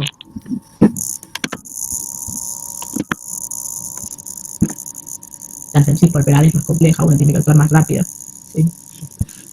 Más que nada para mantener el estado hemodinámico de la paciente y mientras tanto va buscando el foco.